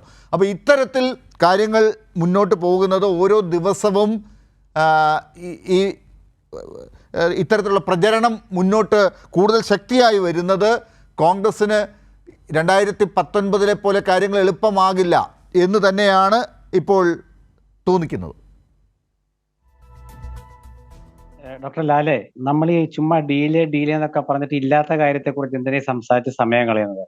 കേരളത്തിലെ 3 മുന്നണികളും മത്സരിക്കുന്നുണ്ട്. ആ 3 മുന്നണികളും ജയിക്കാൻ വേണ്ടി ഓരോരോ പ്രസംഗവും തന്ത്രവും ഒക്കെ പറയും. പിന്നെ MA ബേബി പറഞ്ഞു, ആലപ്പുഴ എന്തിനാ KC വേണുഗോപാൽ മത്സരിക്കുന്നത്, ജയിച്ചാൽ രാജ്യസഭാ സീറ്റ് നഷ്ടപ്പെടില്ലെന്ന്. ഇപ്പൊ JK എന്ന് പറയുന്ന പുതുപ്പള്ളിയിൽ മത്സരിച്ച മറ്റേ യുവ സുഹൃത്ത് പറയുന്നു ആലപ്പുഴയിൽ KC വേണുഗോപാൽ ജയിക്കാൻ പോകുന്നില്ലെന്ന്. അപ്പൊ CPM-ത്തെ ഈ ഗ്രൂപ്പിസൊക്കെ ഈ ഡീലുമായിട്ടൊക്കെ ബന്ധപ്പെട്ടുണ്ടോ എന്ന് എനിക്കറിയില്ല. ഞാൻ അതിലേക്കൊന്നും ചർച്ചയ്ക്ക് പോകുന്നില്ല. പിന്നെ നിങ്ങൾ ഡീലെന്ന് പറയുകയാണെങ്കിൽ നമ്മുടെ മുമ്പിൽ ഒരു കരാറൊക്കെ വേണം. ഇവിടെ ഇപ്പൊ എന്താണ്, രാഹുൽ ഗാന്ധിയെ തോൽപ്പിക്കാനാണോ ഇടതുമുന്നണി മത്സരിക്കുന്നത്? കോൺഗ്രസ് ചോദിക്കുന്നില്ലല്ലോ. കാരണം ഇതൊരു തെരഞ്ഞെടുപ്പാണ്, ഇടതുമുന്നണിക്ക് മത്സരിക്കണം, ജയിക്കട്ടെ. രാഹുൽ ഗാന്ധിയെ തോൽപ്പിക്കാൻ ആനി രാജ വന്നിരിക്കുന്നത് കോൺഗ്രസ്സുകാരെ പറഞ്ഞു ഇല്ല. എന്താ കാരണം? ആനി രാജ CPI സ്ഥാനാർത്ഥിയാണ്. ജനങ്ങൾ തിരഞ്ഞെടുക്കട്ടെ. 4 ലക്ഷം വോട്ടുകളുടെ ഭൂരിപക്ഷത്തിൽ വിജയിച്ച ആളാണ് രാഹുൽ ഗാന്ധി. അദ്ദേഹം അമേഠിയിലും മത്സരിക്കുമോ ഉത്തരേന്ത്യയിലെ വേറെ മത്സരിക്കുമോ ഒന്നും തീരുമാനമായിട്ടില്ല. 55 സീറ്റേ കോൺഗ്രസ് പ്രഖ്യാപിച്ചിട്ടുള്ളൂ. അത് കാത്തിരുന്ന് കാണാം. പിന്നെ ഇപ്പൊ തിരുവനന്തപുരത്ത്, പക്ഷെ അത് ഉറപ്പിച്ച് പറയാൻ പറ്റുന്നില്ല. രാഹുൽ ഗാന്ധിയുടെ കാര്യത്തിൽ അത് ഉറപ്പിച്ച് പറയാൻ പറ്റുന്നില്ലല്ലോ. അങ്ങനെയാണെങ്കിൽ ഉറപ്പിച്ച് പറയണം കോൺഗ്രസ്. അല്ല, രാഹുൽ ഗാന്ധി വയനാട്ടിലും മത്സരിക്കും, അതുപോലെ അമേഠിയിലും അദ്ദേഹം മത്സരിക്കും, തർക്കമൊന്നും വേണ്ട. അതോടെ നിൽക്കട്ടെ. ഇപ്പൊ തിരുവനന്തപുരത്താണ്, ഏത് ജില്ലയാണെങ്കിലും നമ്മൾ മത്സരിക്കുന്ന 3 മുന്നണികളാണ്. അവിടെ ആര് സ്ഥാനാർത്ഥി എന്നുള്ളതല്ല പ്രശ്നം, ആരുടെ പ്രതിനിധിയാണ്. ഇടതുമുന്നണി സർക്കാരിന്റെ പ്രതിനിധിക്കെതിരെയാണ് കോൺഗ്രസ് കേരളത്തിൽ മത്സരിക്കുന്നത്. കാരണം BJP മുന്നണി എന്ന് പറയുന്നത് ഇവിടെ അപ്രസക്തമാണ്. ദേശീയ തലത്തിൽ BJPക്കെതിരെ മത്സരിക്കുന്ന ഏക പാർട്ടി കോൺഗ്രസ് ആണ്, CPM അല്ല. ശ്രീ N. ശ്രീകുമാർ, ഇവിടെ ഇപ്പൊ ആര് ജയിച്ചാലും അവിടെ ഡൽഹിയിൽ പോയിട്ടുള്ള കാര്യങ്ങൾക്കാണ് പ്രസക്തി. അതല്ലാതെ ഇവിടെ പിണറായി വിജയൻ സർക്കാരിന് അതുകൊണ്ട് യാതൊന്നും സംഭവിക്കാൻ പോകുന്നില്ല. അതിന് താഴോട്ട് പോകാനും പോകുന്നില്ല, കൂടുതൽ ഉയർച്ച ഉണ്ടാകാൻ പോകുന്നില്ല. അതുകൊണ്ട് ഇത് മത്സരിക്കുന്നത് BJPയെ എതിർക്കാനാണ്, നരേന്ദ്രമോദി സർക്കാരിനെതിരായിട്ടാണ് നിങ്ങൾ മത്സരിക്കേണ്ടത്, കോൺഗ്രസ് മത്സരിക്കേണ്ടത്. അതായത് കോൺഗ്രസ് ഇപ്പൊ നിങ്ങൾ നോക്കൂ, കേരളത്തിലെ മുസ്ലിം സമസ്ത വിഭാഗം, ക്രൈസ്തവ വിഭാഗം ഇവരൊക്കെ ഗവൺമെന്റിനെതിരായില്ലേ 2 ദിവസം കൊണ്ട്? സമസ്തയുടെ മുഖപ്രസംഗത്തെ നാളെ സമസ്ത നേതൃത്വം സുപ്രഭാതത്തിന്റെ ഇന്നത്തെ മുഖപ്രസംഗത്തിനെ, സർക്കാരിനെതിരായ മുഖപ്രസംഗത്തെ നാളെ സമസ്തയുടെ നേതാക്കൾ തള്ളിപ്പറയുന്നത് വരെ അത് സമസ്തയുടെ അഭിപ്രായമായിട്ട് കണക്കാക്കണം. അവർ തള്ളിപ്പറഞ്ഞല്ല, അത് അങ്ങനെയാണ് അതിന്റെ കാര്യങ്ങള്. പിന്നെ രണ്ടാമത്തെ കാര്യം, താമരശ്ശേരി ബിഷപ്പ് എന്താ പറഞ്ഞത്? ഭരിക്കാൻ അറിയില്ലെങ്കിൽ ഇറങ്ങിപ്പോകൂ. ഇങ്ങനെയൊക്കെ നിൽക്കുന്ന ഘട്ടത്തില് കോൺഗ്രസിന് ഒറ്റ അജണ്ടയേ ഉള്ളൂ. ഇപ്പൊ നമുക്ക് ചർച്ചയിൽ നമ്മൾ ഡീൽ എന്നൊക്കെ പറയാം. ആ അജണ്ട CPM BJP ബന്ധം എന്നൊക്കെ പറയും നിങ്ങളുടെ നേതാക്കൾ ഉണ്ടാക്കുന്നതിന് പിന്നാലെ പോകില്ല. കോൺഗ്രസിന്റെ അജണ്ട ജനങ്ങളുടെ പട്ടിണി, ശമ്പളമില്ലായ്മ. അതൊക്കെ നമുക്കൊരു മൈതാനത്ത് പ്രസംഗിക്കുമ്പോൾ ആളുകൾക്ക് ആവേശമുണ്ടാക്കാൻ, അണികൾക്ക് ആവേശമുണ്ടാക്കാൻ ഇങ്ങനെയൊക്കെ പറയാമെന്നതിനപ്പുറം ഈ പറയുന്ന ഫാക്റ്റുകൾക്കുള്ള മറുപടി ആകുന്നില്ല സർ. അതാണ് KC വേണുഗോപാൽ അവിടെ ഉണ്ട്. അതൊരു പച്ചയായ യാഥാർത്ഥ്യമാണ്. കെ സി വേണുഗോപാൽ രാജ്യസഭാ MP ആണ്. രാജസ്ഥാനിൽ നിന്നാണ് അദ്ദേഹം MP ആയിട്ടിരിക്കുന്നത്. അദ്ദേഹം ആലപ്പുഴയിൽ അഥവാ ജയിക്കുകയാണെങ്കിൽ അദ്ദേഹം 3-ാം സ്ഥാനത്തേക്ക് പോകുമെന്നാണ് പ്രിന്റു മഹാദേവ് പറയുന്നത്. അദ്ദേഹം ജയിക്കാൻ സാധ്യതയില്ല എന്ന റിപ്പോർട്ടാണ് ജയിക്കിനും കിട്ടിയിട്ടുള്ളത്. അപ്പോൾ അതൊക്കെ പ്രശ്നങ്ങളാണ്. ഇനി അഥവാ ജയിക്കുകയാണെങ്കിൽ അത് രാജസ്ഥാനിൽ BJPക്കാണ് ലാഭം. എന്റെ ഡോക്ടർ ലാലെ, നമ്മൾ വെറുതെ ഈ ഇല്ലാത്ത കാര്യങ്ങളെ കുറിച്ച് എന്തിനാ ചർച്ച ചെയ്ത് കളയണേ? നിങ്ങൾ ഡീലിനെ കുറിച്ച് പറയുകയാണെങ്കിൽ നമ്മളുടെ മുമ്പിൽ പ്രത്യക്ഷമായ ഒരു ഡീലുണ്ട്. ഇനി അത് ഞാൻ പറഞ്ഞുതരാം. എന്താണ് ആ ഡീല്? കേരളത്തിലെ ഗവർണറും മുഖ്യമന്ത്രിയും 2 പാർട്ടിക്കാരാണ്. ഒരാൾ പോളിറ്റ് ബ്യൂറോ മെമ്പർ CPM-ന്റെ, ഒരാൾ കേന്ദ്രത്തിലെ BJP-യുടെ പ്രതിനിധി. ഇവര് രണ്ടുപേരും നിരന്തരം വഴക്കിലാണ്. കഴിഞ്ഞ ദിവസം തെരഞ്ഞെടുപ്പിന്റെ അടുത്ത ദിവസം, കഴിഞ്ഞ ദിവസം 3 ദിവസം മുമ്പ് മധുരം കൊടുക്കുന്നു കേരള മുഖ്യമന്ത്രി. ആർക്ക്? BJP-യുടെ പ്രതിനിധിയായ ഗവർണർക്ക്. അതാണോ ഡീല്? അതാണോ ഡീല്? അതാണ് ഡീല്. അതാണോ ഡീൽ? അങ്ങനെയാണെങ്കിൽ തെലങ്കാനയിലെ മുഖ്യമന്ത്രി നരേന്ദ്രമോദിയോട് എടുക്കുന്ന സമീപനം എന്താണ്? അതെന്ത് ഡീലാണ്? അല്ല, അവിടെ പറയുന്നില്ലല്ലോ. അവിടെ ഇങ്ങനെ തിരിച്ചു പറയുന്നില്ല. അല്ല, അത് പറയണ്ടേ? അത് പറയണ്ടേ? അങ്ങ് തന്നെ അത് പറയണ്ടേ? അവിടെ ഇത് ചിരിക്കുകയല്ലേ? ചിരിക്കുക മാത്രമല്ല, എന്ത് ഭയങ്കര സ്നേഹമാണത്, അറിയാലോ. അല്ല, അവിടുത്തെ CPM-കാരെ, തെലങ്കാനയിലെ CPM-കാരെ രേവന്ത് റെഡ്ഡിക്കൊപ്പമാണ്. അതുകൊണ്ട് അവരത് പറയില്ല, അവർക്കറിയാം. ഇവിടെ അതല്ല. ഇവിടെ CPM-ഉം BJP, നമ്മുടെ മുഖ്യമന്ത്രി ശ്രീ പിണറായി വിജയൻ നരേന്ദ്രമോദിക്കെതിരെ പ്രസംഗിക്കുന്നില്ലെന്ന് കോൺഗ്രസ്സുകാരെ പറഞ്ഞു തുടങ്ങിയിട്ട് എത്ര കാലമായി? അപ്പൊ നിങ്ങൾ എന്താ പറയുന്നത്? സുധാകരൻ BJP പോവും, മറ്റുള്ളവർ BJP പോവും. പക്ഷെ ഇടുക്കിയിലത്തെ രാജേന്ദ്ര BJP പോകുന്ന കാര്യത്തെ കുറിച്ച് ചോദിച്ചപ്പോ എന്താ ഗോവിന്ദ മാഷ് പറയാ പോയില്ലാന്ന്? ഗോവിന്ദ മാഷ് ആരാ പറയാ പോയില്ലാന്ന്? രാജേന്ദ്രനാ പറഞ്ഞത് എന്റെ വീട്ടിൽ BJP-ക്കാർ വന്ന് ചർച്ച ചെയ്തെന്ന്. CPM-ന്റെ നേതാവ്, കേരളത്തിലെ സംസ്ഥാന അതേ ഉള്ളൂ, ആ പറയുന്ന വാർത്തകളല്ലേ ഉള്ളൂ. അല്ലാതെ BJP പോയതിനെ കുറിച്ചുള്ള താങ്കളുടെ ആഗ്രഹം മാത്രമല്ലേ പറയാൻ പറ്റുള്ളൂ? അതിനകത്ത് പോയി എന്ന് പറയാൻ പറ്റില്ല. എന്റെ ആഗ്രഹമല്ല, രാജേന്ദ്രൻ പറഞ്ഞതാണ്. എന്നെ ഞാനുമായിട്ട് സംസാരിച്ചു. PK കൃഷ്ണദാസ് എന്നെ വിളിച്ചിരുന്നു. BJP നേതാക്കൾ എന്റെ വീട്ടിൽ വന്നു. അപ്പൊ BJP നേതാക്കൾ CPM നേതാക്കളുടെ വീട്ടിൽ പോകുന്നുണ്ട്. നമ്മുടെ മുമ്പിൽ ഇപ്പോ അതിനേക്കാൾ വലിയ ഉദാഹരണങ്ങൾ BJP-യിലേക്ക് പോയവരുടേതുണ്ട്. പത്മജ വേണുഗോപാൽ ഏറ്റവും ഒടുവിൽ. ഇനിയിപ്പോൾ നാളെ അങ്ങോട്ടേക്ക് ആരും പോകാവുന്ന സ്ഥിതിയാണെന്ന് ആളുകളെ കൊണ്ട് പറയിച്ചിരിക്കുകയാണ്. അവിടെയാണ് ഇതാ വളരെ ഡയറക്റ്റായി കേരളത്തിൽ പോലും ഇത്തരത്തിലുള്ള ഒരു ഡയറക്റ്റായ വ്യാഖ്യാനങ്ങൾക്ക് ഇട കൊടുക്കുന്ന സാന്നിധ്യങ്ങൾ ഉണ്ടാകുന്നത്. വടകരയും ആലപ്പുഴയും ഒക്കെ പഴയ കോലീബിയെ ഓർമ്മിപ്പിക്കുന്നു എന്ന് ഇന്ന് പറയിക്കുന്നത് ആരാണ്? ഡോക്ടർ ലാലെ, കേരളത്തിൽ നിന്നും ഇടതുപക്ഷത്ത് നിന്നും CPM-ന്റെ സഹയാത്രികനായിട്ട് ആദ്യം BJP പോയ ആളാരാന്നറിയാവോ? ഇടതു മുന്നണിയുടെ കാഞ്ഞിരപ്പള്ളി MLA ആയിരുന്ന അൽഫോൺസ് കണ്ണന്താനം. ഓർമ്മയുണ്ടോ? അൽഫോൺസ് കണ്ണന്താനമാണ് ആദ്യം പോയത്. പിന്നെ ഒരു കോവളത്തെ ഒരു ഏരിയ കമ്മിറ്റിയോ ലോക്കൽ കമ്മിറ്റിയോ അപ്പാടെ ഒലിച്ചുപോയി BJP-യിലേക്ക്. അപ്പാടെ ഒലിച്ചുപോയി. ഇനി എത്ര പേരുടെ പേരുണ്ട് ഞാൻ ഒന്നും പറയുന്നില്ല. എന്താ അറിയോ? പാർട്ടി മാറുന്നൊക്കെ അവരുടെ താല്പര്യങ്ങളൊക്കെ അവിടെ നിന്നോട്ടെ, കുഴപ്പമില്ല. പക്ഷെ ഇവിടെ പ്രശ്നം എന്താണ്? തെരഞ്ഞെടുപ്പിൽ അവിശ്വാസ സഖ്യമുണ്ടോ? ഉണ്ടെങ്കിൽ തെളിവ് വേണം. ഇവിടെ തെളിവ് എന്താണ്? പ്രത്യക്ഷത്തിൽ കോൺഗ്രസും BJP-യും തമ്മിൽ നിങ്ങൾ ആരോപിക്കുന്ന ഒരു ബന്ധത്തിൽ ഒരു തെളിവുമില്ല. ഇല്ല, ആ തെളിവ് ഉണ്ടോ എന്നുള്ളത് പറയേണ്ടത് ജയിക്ക്. ഈ ചർച്ചയിൽ ജയിക്കിന് എന്തെങ്കിലും പറയാനുണ്ടോ എന്നുള്ളതാണ്. ജയിക്ക് ഇക്കാര്യത്തിൽ പ്രത്യക്ഷത്തിലുള്ള തെളിവുകൾ ഉണ്ടോ എന്നാണ് ചോദിക്കുന്നത്. ഇതൊന്നും പ്രത്യക്ഷത്തിലുള്ള തെളിവല്ലേ? പ്പെടുത്തുന്നതാണ് BJP നേതാവിന്റെ പ്രതീക്ഷയും കോൺഗ്രസ് നേതാവിന്റെ പ്രതികരണങ്ങളും. ഞാൻ അക്കമിട്ട് നിരത്തി BJP-യുടെ കേരളത്തിലെ സ്ഥാനാർത്ഥി പട്ടിക കേരളത്തിൽ നിന്ന് കോൺഗ്രസ് സംഭാവന ചെയ്ത ആളുകളെ കുറിച്ചാണ് ഞാൻ വിശദീകരിച്ചത്. അതിലാരാണ്? ഇപ്പോ ഇദ്ദേഹം പറയുന്നു ഏതോ ലോക്കൽ കമ്മിറ്റിയിൽ CPM-ന്റെ ലോക്കൽ കമ്മിറ്റി വേണ്ട, ഒരു ബ്രാഞ്ച് കമ്മിറ്റി സെക്രട്ടറി BJP-യിൽ പോയതിനെ സംബന്ധിച്ച് ആധികാരികമായ തെളിവോടുകൂടെ സംസാരിക്കാൻ കോൺഗ്രസിന്റെ സഹയാത്രികനെന്ന് അവകാശപ്പെടുന്ന ഇദ്ദേഹത്തിന് കഴിയുമോ? ഞാൻ അക്കമിട്ട് പറഞ്ഞത് അറക്കൽപ്പറവിൽ കുര്യൻ ആന്റണി എന്ന കേരളത്തിന്റെ മുൻ മുഖ്യമന്ത്രി, ഇപ്പോഴത്തെ കോൺഗ്രസിന്റെ പ്രവർത്തക സമിതി ക്ഷണിതാവ്, CWC ഇൻവൈറ്റി, അദ്ദേഹത്തിന്റെ മകൻ ഇന്ന് പത്തനംതിട്ടയിൽ BJP സ്ഥാനാർത്ഥിയായി BJP-ക്ക് വേണ്ടി വോട്ട് തേടുകയാണ്. ഒന്ന്. രണ്ടാമത്, കേരളത്തിലെ പ്രബല ഗ്രൂപ്പായിരുന്ന കോൺഗ്രസിനുള്ളിലെ അധികാരനായും ലീഡർ എന്നിവർ വിശേഷിപ്പിക്കുകയും ചെയ്തിരുന്ന K കരുണാകരന്റെ മകൾ BJP-യിൽ പോയി അംഗത്വമെടുത്തിരിക്കുന്നു. അതിന്റെ തുടർച്ചയിൽ മുഖ്യമന്ത്രിയെ പരാജയപ്പെടുത്താൻ കേരളത്തിൽ കോൺഗ്രസ് നിയോഗിച്ച C രഘുനാഥ് കണ്ണൂർ ജില്ലയിൽ BJP-യുടെ സ്ഥാനാർത്ഥിയായി മത്സരിക്കുന്നു. കാലിക്കറ്റ് സർവകലാശാല VC-യായി ലീഗും കോൺഗ്രസും ചേർന്ന് നോമിനേറ്റ് ചെയ്ത അബ്ദുൾ സലാം BJP സ്ഥാനാർത്ഥിയായി മത്സരിക്കുന്നു. ഒരു ഡസനിലധികം വരുന്ന കോൺഗ്രസ് സംഭാവന ചെയ്ത ആളുകൾ BJP സ്ഥാനാർത്ഥികളും BJP നേതാക്കന്മാരുമായി കേരളത്തിൽ, പുറത്തല്ല കേരളത്തിൽ മാറിയിരിക്കുന്നു. ഇതിനെക്കുറിച്ച് ചോദിക്കുമ്പോൾ CPM-ന്റെ ബ്രാഞ്ച് കമ്മിറ്റി അംഗത്വം പോലും ഇല്ലാത്ത എന്നാൽ സ്വതന്ത്രനായിരുന്ന അൽഫോൻസ് കണ്ണന്താനം BJP-യിൽ ചേർന്നില്ലേ എന്ന ദുർബലമായ വാദമാണ്, നട്ടാൽ കുരുക്കാത്ത നുണയാണ് കോൺഗ്രസ് സഹയാത്രികൻ ഇവിടെ വന്നിട്ട് എഴുന്നള്ളിക്കുന്നത്. എന്നിട്ട് അദ്ദേഹം പറയുന്നു, ഗവർണറും മുഖ്യമന്ത്രിയും ചർച്ച നടത്തിയപ്പോൾ ചിരിച്ചു കാണിച്ചു, അതാണ് കുഴപ്പം. കാലിക്കറ്റ് യൂണിവേഴ്സിറ്റിയിൽ ഇതേ ഗവർണറും സംഘവും ചേർന്ന് പ്രതിപക്ഷ നേതാവിന്റെ ഒത്താശയോടുകൂടെ കേരളത്തിലെ KSU, ABVP, യൂത്ത് കോൺഗ്രസ് അംഗങ്ങളെ ഒരുമിച്ച് നോമിനേറ്റ് ചെയ്തു. അതിൽ ഡീലില്ല. കേരള സർവകലാശാലയിൽ കൊലയാളിയുടെ ജീവിത പങ്കാളിയായ RSSന്റെ നേതാവിനെയും കോൺഗ്രസുകാരെയും, പ്രതിഭയുടെ ഒരു അംശം പോലും ഇല്ലാത്ത കോൺഗ്രസുകാരെയും ഇതേ ഗവർണർ നോമിനേറ്റ് ചെയ്തു. അതിൽ ഡീലില്ല. പക്ഷെ മുഖ്യമന്ത്രി ഗവർണറെ കണ്ടപ്പോൾ ചിരിച്ചു. അത് ഡീലാണെന്നുള്ളതാണ് കോൺഗ്രസ് സഹയാത്രികൻ പറയുന്നത്. വിവരവും ബുദ്ധിയും ഉള്ളവരുടെ തലച്ചോറിനെ വെല്ലുവിളിക്കാൻ പര്യാപ്തമായ വാദങ്ങളാണ് നിർഭാഗ്യവശാൽ ചർച്ചയിൽ ഉയർത്തുന്നത്. ഞാൻ എന്റെ ഭാഗം അവസാനിപ്പിക്കുകയാണ്. രണ്ടാമത് ചോദിച്ചത് BJP നേതാവിന്റെ പ്രതീക്ഷയാണ്. അദ്ദേഹം പറയുന്നു, തൃശ്ശൂരിൽ 50,000 വോട്ടിന്റെ ഭൂരിപക്ഷത്തിൽ ആര് ജയിക്കും? രാജ്യസഭാംഗമായ ചലച്ചിത്ര താരമായ സുരേഷ് ഗോപി ജയിക്കുമെന്നുള്ളതാണ് അദ്ദേഹത്തിന്റെ പ്രതീക്ഷ. സ്വർണത്തിന് പകരം ചെമ്പ് കൊടുത്ത കള്ളൻ എന്ന് ഒരു ക്രിസ്ത്യൻ പള്ളിയിലെ മഹാഭൂരിപക്ഷം വരുന്ന ജനത വിശേഷിപ്പിച്ച മാന്യനാണ് ഇപ്പോഴത്തെ BJP സ്ഥാനാർത്ഥി. നമ്മളെല്ലാവരും കണ്ടതല്ലേ, സ്വർണം പൂശി കിരീടം എന്ന് പറഞ്ഞ് ചെമ്പ് കൊടുത്ത കള്ളൻ. അങ്ങനെയാണ് അവിടുത്തെ ആ പള്ളിയിലെ മതവിശ്വാസികൾ വിശേഷിപ്പിച്ചത്. അവർ BJP-ക്ക് വോട്ട് ചെയ്യുമെന്നാണോ നമ്മുടെ BJP പാനലിസ്റ്റ് കരുതുന്നത്? സ്വർണം എന്ന് പറഞ്ഞു ചെമ്പ് കൊടുത്ത് ആരാധനാലയത്തെയും ദൈവങ്ങളെയും വിശ്വാസികളെയും പറ്റിക്കാൻ ശ്രമിച്ച ഒരു പച്ചക്കള്ളം പ്രചരിപ്പിക്കാൻ ശ്രമിച്ച ഒരു മാന്യൻ BJP സ്ഥാനാർത്ഥിയെ തൃശ്ശൂരിൽ മത്സരിക്കുമ്പോൾ അയാൾ ജയിക്കുമെന്ന്.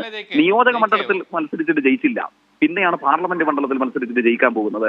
വിവരവും ബുദ്ധിയുമുള്ളവർ ഇത് വിശ്വസിക്കുന്നതാണ് കരുതുന്നത്. അപ്പോ BJP നേതാവിന്റെ പ്രതീക്ഷയൊക്കെ കൊള്ളാം, പക്ഷേ ഈ സ്വർണത്തിന്റെ പേരിൽ ചെമ്പ് കൊടുത്തതുപോലെ നാട്ടുകാരതൊക്കെ വിശ്വസിച്ചൊക്കെ ചെയ്യും എന്ന് മാത്രം നിങ്ങൾ കരുതരുത്. തെരഞ്ഞെടുപ്പിന്റെ സമയം വരെ നിങ്ങൾക്ക് ഇതൊക്കെ വിശ്വസിക്കാനും ഇതൊക്കെ പ്രചരിപ്പിക്കാനുമുള്ള അവകാശത്തെ അംഗീകരിച്ചുകൊണ്ട് തന്നെ നാട്ടിലെ ജനങ്ങളുടെ ഒരു പൊതുബോധം ഞാൻ പറഞ്ഞു എന്ന് മാത്രമേ ഉള്ളൂ. എൻ ശ്രീകുമാർ, ഇപ്പോൾ ജയിക്ക് പറഞ്ഞ തെളിവുകൾ ഉണ്ട്, പ്രത്യക്ഷത്തിലുള്ള തെളിവുകൾ കോൺഗ്രസിൽ നിന്ന് എടുത്തു കാണിക്കാനുള്ളത്.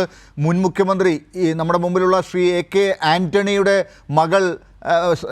മകൻ ഇപ്പോൾ പത്തനംതിട്ടയിൽ സ്ഥാനാർത്ഥിയാണ് എന്നുള്ളത് നമ്മുടെ മുമ്പിലുള്ള പ്രത്യക്ഷത്തിലുള്ള തെളിവാണ്. പത്മജ വേണുഗോപാൽ മുൻ മുഖ്യമന്ത്രി K കരുണാകരൻ്റെ മകളാണ്.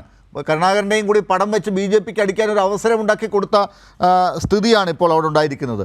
അതുപോലെ C രഘുനാഥിൻ്റെ കാര്യം, അബ്ദുൾ സലാമിൻ്റെ കാര്യം ഒക്കെ എടുത്തു പറയുകയാണ് വീണ്ടും ജയിക്ക്. ഇങ്ങനെയുള്ള കാര്യങ്ങൾ പറയുമ്പോൾ ഇപ്പുറത്ത് താങ്കൾ ചൂണ്ടിക്കാട്ടിയ അൽഫോൻസ് കണ്ണന്താനമൊക്കെ CPM-ൻ്റെ ഒരു ബൂത്ത് ലെവലിൽ പോലുമുള്ള കമ്മിറ്റി അംഗം പോലുമല്ല. അദ്ദേഹം ഒരു സ്വതന്ത്രനായി മത്സരിച്ച് MLA ആയി നിന്ന ആളാണ് ഇടതുപക്ഷത്തിൻ്റെ കൂടെ. അതല്ലാതെ ഉള്ള ഒരാളുടെയും പേരില്ല എന്ന് അദ്ദേഹം വെല്ലുവിളിക്കുകയാണ്. BJP-യുടെ ഒരു ബ്രാഞ്ച് സെക്രട്ടറിയുടെ പോലും പേര് താങ്കൾക്ക് അങ്ങനെ പറയാൻ സാധിക്കില്ല എന്ന് പറയുമ്പോൾ ഇത്രയും പേരുകളുണ്ട് ഇപ്പുറത്ത്. അതായത് കോൺഗ്രസിൽ നിന്നും പത്മജ പോയി, അനിൽ ആന്റണി പോയി, രഘുനാഥ് പോയി. ഈ 3 പേരിൽ 2 പേര് BJP-യുടെ സ്ഥാനാർത്ഥികളാണ്. ഇവർ തോൽപ്പിക്കാൻ ശ്രമിക്കുന്ന ആരെയാണ്? കോൺഗ്രസിനെ. അപ്പോൾ ഇവരെ പ്രോത്സാഹിപ്പിക്കുന്ന ആരാണ്? CPM. അപ്പൊ അവിടെ CPM-ഉം BJP-യും തമ്മിൽ ഒരു ബന്ധം. എന്തിനെ? കോൺഗ്രസിനെ തോൽപ്പിക്കാൻ. എവിടെ അത് താങ്കൾ എന്ത് തെളിവിന്റെ അടിസ്ഥാനത്തിലാണ്? ഇന്നും കൂടി ഇപ്പോൾ കൂടി അല്പം മുമ്പ് പോലും ഗോവിന്ദൻ മാഷ് പറയുന്നത് ഞാൻ കേട്ടതാണ്. കഴിഞ്ഞ ദിവസം പത്രസമ്മേളനത്തിൽ പത്രക്കാർ ചോദിച്ചപ്പോൾ ഗോവിന്ദൻ മാഷ് പറഞ്ഞതാണ്, ഒരിക്കലും അക്കാര്യത്തിൽ പത്മജ പോയതിൽ അനുകൂലിക്കുന്നില്ല, അതിൽ ഞങ്ങൾ സന്തോഷം പ്രകടിപ്പിക്കുന്നില്ല എന്ന് പറഞ്ഞ ആളാണ് CPM-ന്റെ സംസ്ഥാന സെക്രട്ടറി. CPM-ന്റെ സംസ്ഥാന സെക്രട്ടറി പറഞ്ഞിട്ട് CPM-ന്റെ സംസ്ഥാന സെക്രട്ടറി മാത്രമല്ലല്ലോ CPM-ന്റെ കാര്യങ്ങൾ ഇപ്പൊ പറയുന്നത്. ജയിക്കടക്കം പറയുന്നുണ്ട് CPM-നെ. പഴയ പോലെ അല്ലല്ലോ CPM. ആർക്കും അഭിപ്രായം പറയാം. അതുകൊണ്ടാണല്ലോ MABB ആലപ്പുഴയിൽ KC വേണുഗോപാൽ ജയിച്ചാൽ രാജ്യസഭ ഒഴിയേണ്ടി വരും. ജയിക്കുന്ന പറഞ്ഞ തോൽക്കും. കുറ്റം പറയാനാകില്ലല്ലോ. ഇതൊക്കെ ഇങ്ങനെ സംഭവിച്ചാൽ എന്താണ് സംഭവിക്കുക? കോൺഗ്രസിൽ ഇങ്ങനെയാണല്ലോ സംഭവിക്കുന്നത്. അല്ല, ഞാൻ പറഞ്ഞു വരട്ടെ. നിങ്ങൾ ചോദിച്ച ചോദ്യത്തിന് ഉത്തരം പറയുകയാണ്. അനിൽ ആന്റണി മത്സരിക്കുന്നത് പത്തനംതിട്ടയിൽ ആന്റണിക്കെതിരാണ്. അപ്പൊ അതിന്റെ അർത്ഥം എന്താണ്? കോൺഗ്രസിനെതിരാണ്. കോൺഗ്രസ് ആണല്ലോ അവിടെ സിറ്റിംഗ് MP, CPM അല്ലല്ലോ. അതുപോലെ തന്നെ C രഘുനാഥ് മത്സരിക്കുന്നത് കണ്ണൂരിൽ KPCC പ്രസിഡന്റിനെതിരാണ്. അവിടെയുള്ള കോൺഗ്രസിന്റെ കണ്ണൂരിലത്തെ സിറ്റിംഗ് MP സുധാകരനാണല്ലോ. സുധാകരനെതിരെയാണ് BJP സ്ഥാനാർത്ഥി മത്സരിക്കുന്നത്. പിന്നെ അവിടെ എന്ത് ഡീല?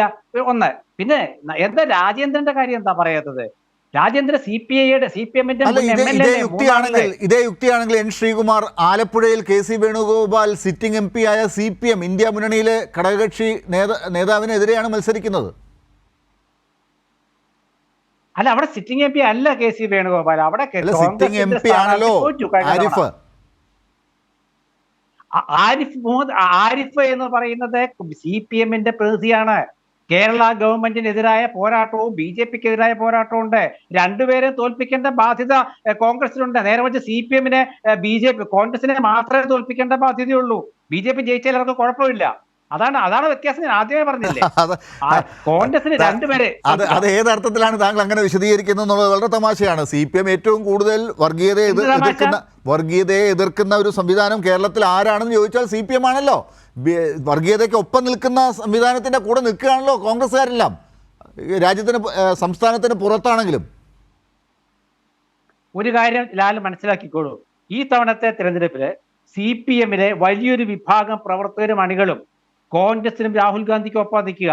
കാരണം രാഹുൽ ഗാന്ധിയെ പോലെ BJP-ക്കെതിരെ പോരാടിയ ഒരു മുഖമില്ല, കേരളത്തിലും ഇല്ല, ഇന്ത്യയിലും ഇല്ല, CPM-നും ഇല്ല, മറ്റു കക്ഷികൾക്കും ഇല്ല. അതാദ്യം മനസ്സിലാക്കുക. CPM-ലെ വലിയൊരു വിഭാഗത്തിന്റെ അണികളുടെ വോട്ട് ഇത്തവണ, കാരണം അത് BJP വിരുദ്ധം മാത്രമല്ല, ജീവിക്കാൻ വഴിയില്ല. അതാണ് അജണ്ട കോൺഗ്രസിന്റെ. ജീവിക്കാൻ അനുവദിക്കൂ, പട്ടിണി കിടക്കാതെ മരിക്കും. പട്ടിണി കിടക്കാതെ നമ്മുടെ ഇന്നത്തെ ഇഷ്യൂ അതല്ലെങ്കിൽ കൂടി ജയിക്ക് അതിനൊരു മറുപടി ആവശ്യമുണ്ട്. ഈ പറയുന്ന പ്രശ്നങ്ങൾക്കൊക്കെ ഏതാണ് ഏറ്റവും പ്രധാനപ്പെട്ട പ്രശ്നം ഈ തെരഞ്ഞെടുപ്പിൽ എന്ന ചോദ്യമാണ് ഇപ്പോൾ ശ്രീകുമാർ എടുത്തുയർത്തുന്നത്. അതിൽ ശ്രീകുമാർ പറഞ്ഞതാണോ കോൺഗ്രസിൻ്റെ സ്ഥാനാർത്ഥികൾക്ക് നേരെ ഇപ്പോൾ CPM അണികൾ പോലും എടുക്കുക എന്നാണോ താങ്കൾക്ക് തോന്നുന്നത്? ഇദ്ദേഹത്തിന്റെ വാദം എത്രയോ ദുർബലമാണ്. നമ്മൾ അക്കമിട്ട് നിരത്തിയ സ്ഥാനാർത്ഥികളെ സംബന്ധിച്ച് അദ്ദേഹം പറയുന്നത് അവരൊക്കെ കോൺഗ്രസിൽ നിന്നും BJP-യിലേക്ക് പോയി, പക്ഷെ അവിടെ കോൺഗ്രസിനെതിരെയല്ലേ മത്സരിക്കുന്നത് എന്നുള്ളതാണ്. ആ എതിർപ്പിൽ എന്ത് കാര്യം എന്നുള്ളതാണ്. കാരണം എന്താണ്, നിങ്ങളുടെ നേതൃത്വമാകെ BJP ആയി മാറിക്കൊണ്ടിരിക്കുന്നു. മുമ്പ് അതൊരു ആരോപണം മാത്രമായിരുന്നു കേരളത്തിനകത്തെങ്കിൽ കേരളത്തിനകത്ത് കോൺഗ്രസിന് അസ്പൃശ്യതയില്ലാത്ത രാഷ്ട്രീയ സംഘമായി RSSന്റെ രാഷ്ട്രീയ തന്ത്രങ്ങളുടെ കേരളത്തിലെ നടത്തിപ്പുകാരായി കോൺഗ്രസ് മാറിയിരിക്കുന്നു എന്നുള്ളതാണ്. അതിന്റെ തെളിമയാർന്ന ഉദാഹരണങ്ങൾ നമ്മൾ കണ്ടതാണ്. If I need I will go with BJP എന്ന് പറഞ്ഞത് കേരളത്തിൽ KPCC-യുടെ പ്രസിഡന്റാണ്. ഗോൾവൽക്കറിന്റെ ചിത്രത്തിന് മുമ്പിൽ പഞ്ചമിച്ച വടക്ക് നിന്ന് വിളക്ക് കൊളുത്താൻ തയ്യാറായത് കേരളത്തിലെ പ്രതിപക്ഷ നേതാവാണ്. അതേ തുടർന്ന് മാധ്യമങ്ങളെ കാണാതെ അദ്ദേഹം മുങ്ങി നടന്നത് നമ്മളെല്ലാവരും കണ്ടതാണ്. ഇപ്പോൾ BJP-യിലേക്ക് പോകുന്ന കോൺഗ്രസ് നേതാക്കന്മാരുടെ കുത്തൊഴുക്കിനെ കുറിച്ചും കണ്ടതാണ്. അതിനെക്കുറിച്ച് ചോദിക്കുമ്പോൾ അദ്ദേഹത്തിന്റെ നിശബ്ദതയാണ്. ഗവർണർ പരസ്യമായി കാലിക്കറ്റ് സർവകലാശാലയിലും കേരള യൂണിവേഴ്സിറ്റിയിലും കോൺഗ്രസ് BJP സംഘാംഗങ്ങളെ സംയുക്ത നോമിനേഷൻ നടത്തിയതിനെ സംബന്ധിച്ച് ചോദിക്കുമ്പോൾ ആ പരസ്യമാക്കപ്പെട്ട ഡീലിനെ സംബന്ധിച്ച്, കേരളത്തിലെ ജനങ്ങൾക്ക് ബോധ്യപ്പെട്ട ഡീലിനെ സംബന്ധിച്ച് ഇദ്ദേഹത്തിന് മറുപടിയില്ല. ഇതാണ് ഈ ചർച്ചയിലുടനീളം നമ്മൾ കണ്ടുകൊണ്ടിരുന്നത്. പിന്നെ കേരളത്തിന്റെ സ്ഥിതി വിവരത്തെ സംബന്ധിച്ച് കേരളത്തിന് നേരെ സാമ്പത്തിക യുദ്ധം ഇന്ത്യയുടെ യൂണിയൻ ഗവൺമെന്റിന്റെ നേതൃത്വം ഉപയോഗിച്ച് RSS നടത്തി. അതിനെതിരെ CPM-ന്റെ നേതൃത്വത്തിൽ കേരളത്തെ സംരക്ഷിക്കാൻ ജനകീയ പ്രതിരോധ ജാഥ നടത്തി, നവകേരള സദസ്സ് നടത്തി. ജനുവരി 20-ന് മനുഷ്യമഹാ ശൃംഖല തീർത്തു. കേരളം ഒന്നടങ്കം ഡൽഹിയിൽ പോയി സമരം നടത്തി. ഡൽഹി സമരത്തിന്റെ അന്ന് കേരളത്തിലെ പഞ്ചായത്തിൽ, നഗരസഭയിൽ, കോർപ്പറേഷനിൽ എല്ലാ കേന്ദ്രങ്ങളിലും കേരളത്തിലെ ജനതയൊന്നാകെ സമരമിരുന്നു. ഏറ്റവും ഒടുവിൽ സുപ്രീം കോടതിയെ രാഷ്ട്രീയ സമരായുധമായി വികസിപ്പിച്ചുകൊണ്ട് കേരളം കേസ് നൽകി. കേസ് വാദിക്കാൻ വന്നത് മുൻ കോൺഗ്രസ് നേതാവും ഇപ്പോഴത്തെ SP-യുടെ രാജ്യസഭാംഗവുമായ ആദരണീയനായ കപിൽ സിബിലാണ്. ഇന്നലെ കോടതിയിൽ ഓപ്പൺ കോർട്ടിൽ നടത്തപ്പെട്ട ഒരു പ്രതികരണം എന്താണ്?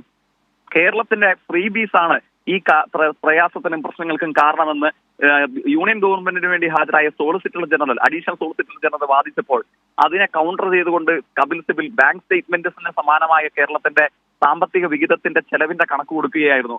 ഒരു ന്യായാധിപ സംഘത്തിലെ ഒരു ന്യായാധിപൻ അത്ഭുതപ്പെട്ടു അത്രേ. 64 ലക്ഷം കുടുംബങ്ങൾക്ക് കേരളം പ്രതിമാസം 1600 രൂപ കൊടുക്കുകയോ, ഇങ്ങനെ ഒരു സ്റ്റേറ്റ് ഉണ്ടോ എന്ന് അത്ഭുതം കൂറി ചോദിച്ചു അത്രേ. ഉണ്ട്, ആ സ്റ്റേറ്റിന്റെ പേരാണ് കേരളമെന്ന് പറഞ്ഞു.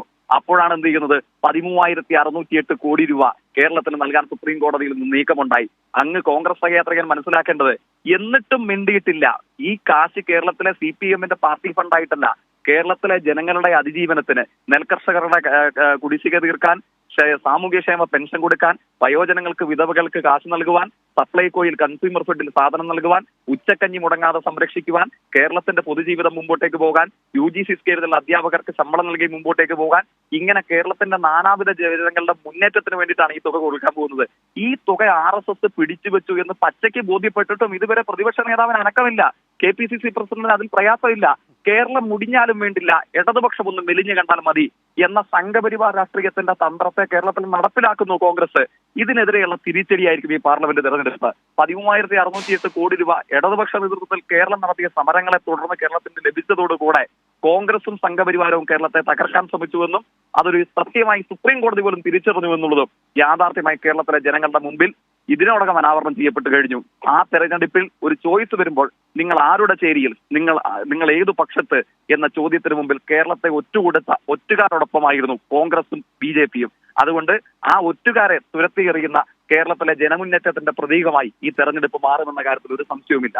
എന്നിട്ടും എന്തുകൊണ്ടാണ് നരേന്ദ്രമോദി കേരളത്തിൽ വന്നു നിന്ന് പറയുന്നത് ഇത്തവണ BJPയുടെ അംഗസംഖ്യ കേരളത്തിൽ നിന്ന് 2 അക്കം കടക്കും എന്ന്? അത് ആരെ കണ്ടിട്ടാണ്? അവിടെയാണ് ഡീലിനെ കുറിച്ചുള്ള വർത്തമാനം വീണ്ടും ഉയരുന്നത്.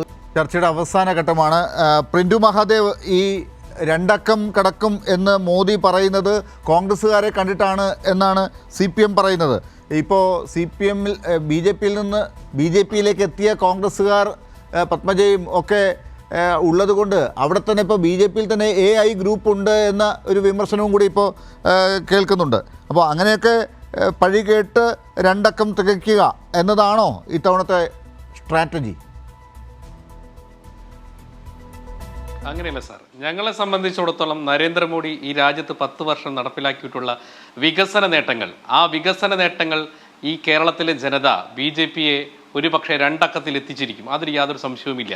പിന്നെ നേരത്തെ ജയ്ക്ക് പറഞ്ഞൊരു കാര്യമുണ്ട്, ആ കാര്യത്തിലൊന്നും പറയാതെ വയ്യ. അദ്ദേഹം നേരത്തെ ആദരണീയനായിട്ടുള്ള തൃശ്ശൂരിലെ BJPയുടെ സ്ഥാനാർത്ഥിയെ വളരെ മോശമായിട്ടുള്ള പരാമർശം നടത്തി. മിസ്റ്റർ ജയ്ക്ക്, നിങ്ങൾ ഓർക്കണം, അദ്ദേഹം തൻ്റെ മകളുടെ വ്യക്തിപരമായിട്ടുള്ള ഒരു നേർച്ച, അത് എത്ര പവനോ എത്ര സ്വർണം എന്നുള്ളതല്ല, അതിനെപ്പോലും നിങ്ങളിങ്ങനെ രാഷ്ട്രീയ കരിവാരത്തേക്കെല്ലാം ഉപയോഗിക്കുന്ന സമയത്ത് നിങ്ങൾ മനസ്സിലാക്കണം, സ്വർണ്ണക്കടത്ത് കേസിലെ പ്രതിസ്ഥാനത്ത് നിൽക്കുന്നവരാണ് നിങ്ങളുടെ മുഖ്യമന്ത്രി.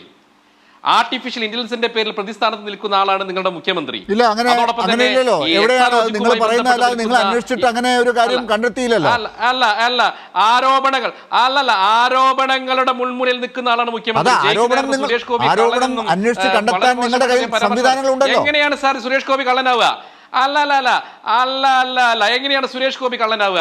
സുരേഷ് ഗോപി പറഞ്ഞ കാര്യം ചെയ്തില്ല എന്നുള്ളത് ഇപ്പൊ തെളിഞ്ഞത് കൊണ്ടാണ്. അത് അവിടുത്തെ വിശ്വാസികൾ പറയുന്നതാണ്. പറഞ്ഞ കാര്യം അദ്ദേഹം പറഞ്ഞ കാര്യം ചെയ്തു. നിങ്ങൾ ലാൽ സർ, അദ്ദേഹം പറഞ്ഞ കാര്യം തന്നെയാണ് ചെയ്തത്.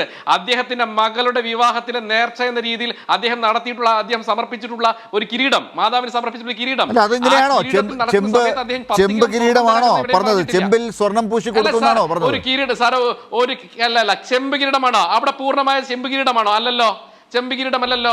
ഇവിടെ ഖുറാനിലും ഈ ഖുറാനകത്തും അതുപോലെ തന്നെ ഈ നമ്മുടെ ഈ അതവിടെ നിൽക്കട്ടെ. പ്രിന്റു മഹാദേവ്, അങ്ങനെയാണെങ്കിൽ ഈ വാർത്തകളൊക്കെ വന്നപ്പോ അദ്ദേഹത്തിന് തിരുത്തി പറയാമായിരുന്നല്ലോ. അദ്ദേഹം അതുവരെ മിണ്ടിയില്ലല്ലോ. അദ്ദേഹം പറഞ്ഞല്ലോ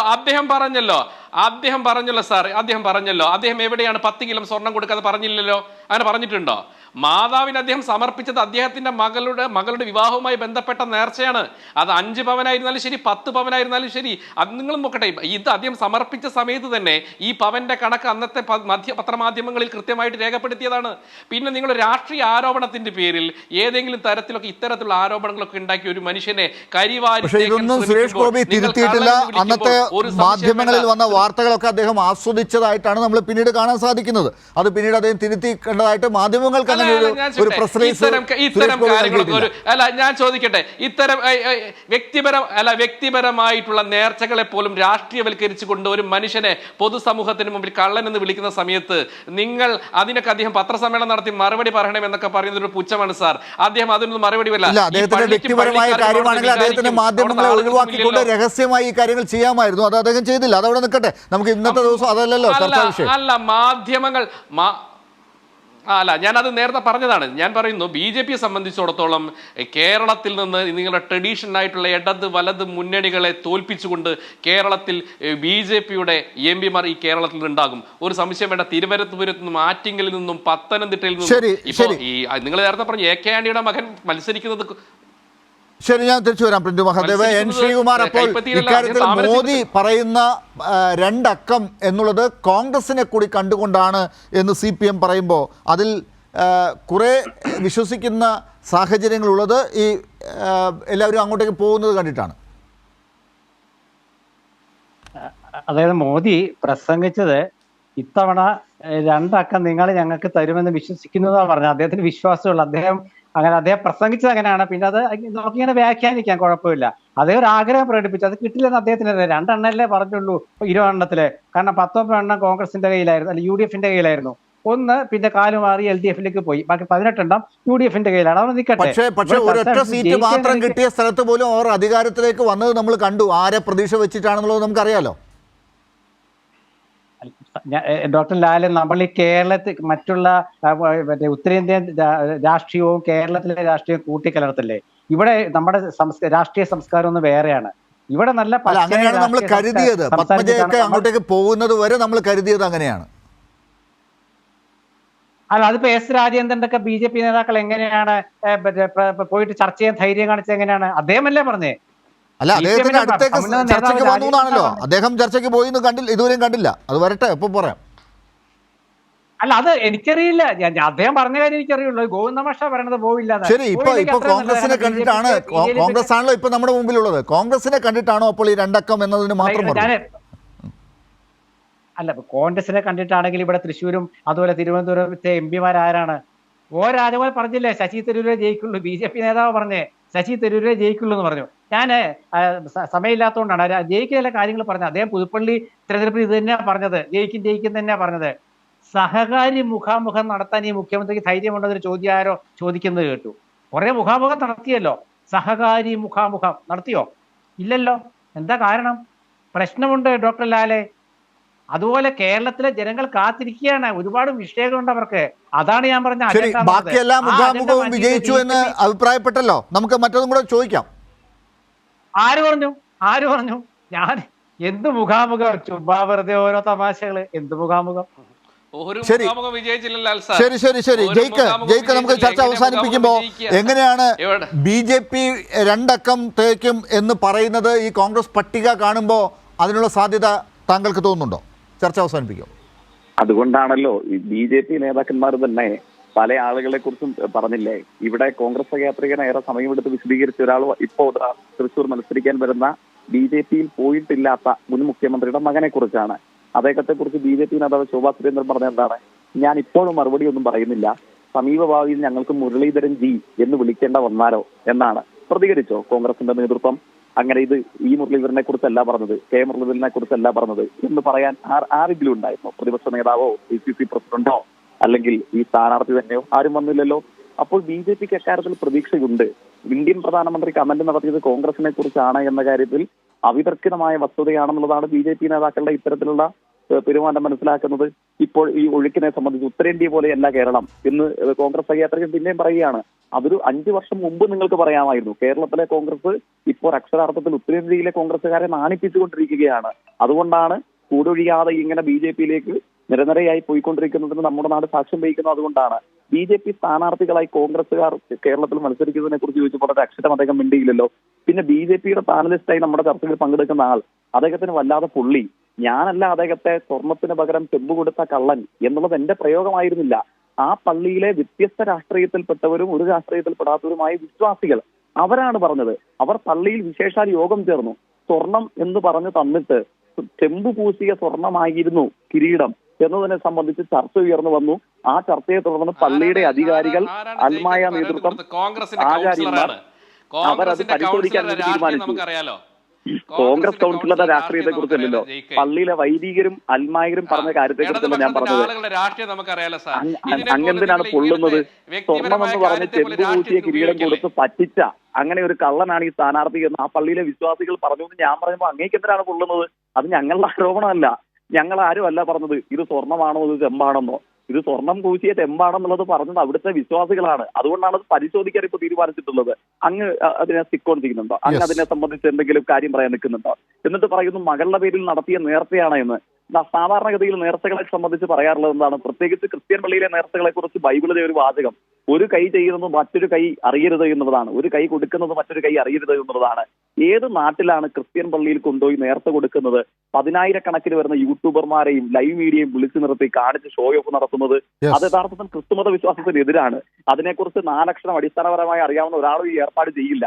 അത് കള്ളി വെളിച്ചപ്പായി കഴിഞ്ഞപ്പോൾ പറയുകയാണ് ഞങ്ങൾ കൊടുത്ത നേരത്തെയല്ലേ, അങ്ങനെയൊക്കെ ചെയ്യാൻ പാടുണ്ടോ, അതിലെ ചെമ്പിനെ കുറിച്ച് ചോദ്യം ചെയ്യാൻ പാടുണ്ടോ, സ്വർണം പൂശിയിട്ടാണെങ്കിൽ ഞങ്ങൾ ഇത് കൊടുത്തില്ലേ, ഇത് നിങ്ങൾക്ക് പറയുന്നത് മോശമല്ലേ, ഞങ്ങളെങ്ങനെ കള്ളെന്ന് വിളിക്കാൻ പാടുണ്ടോ?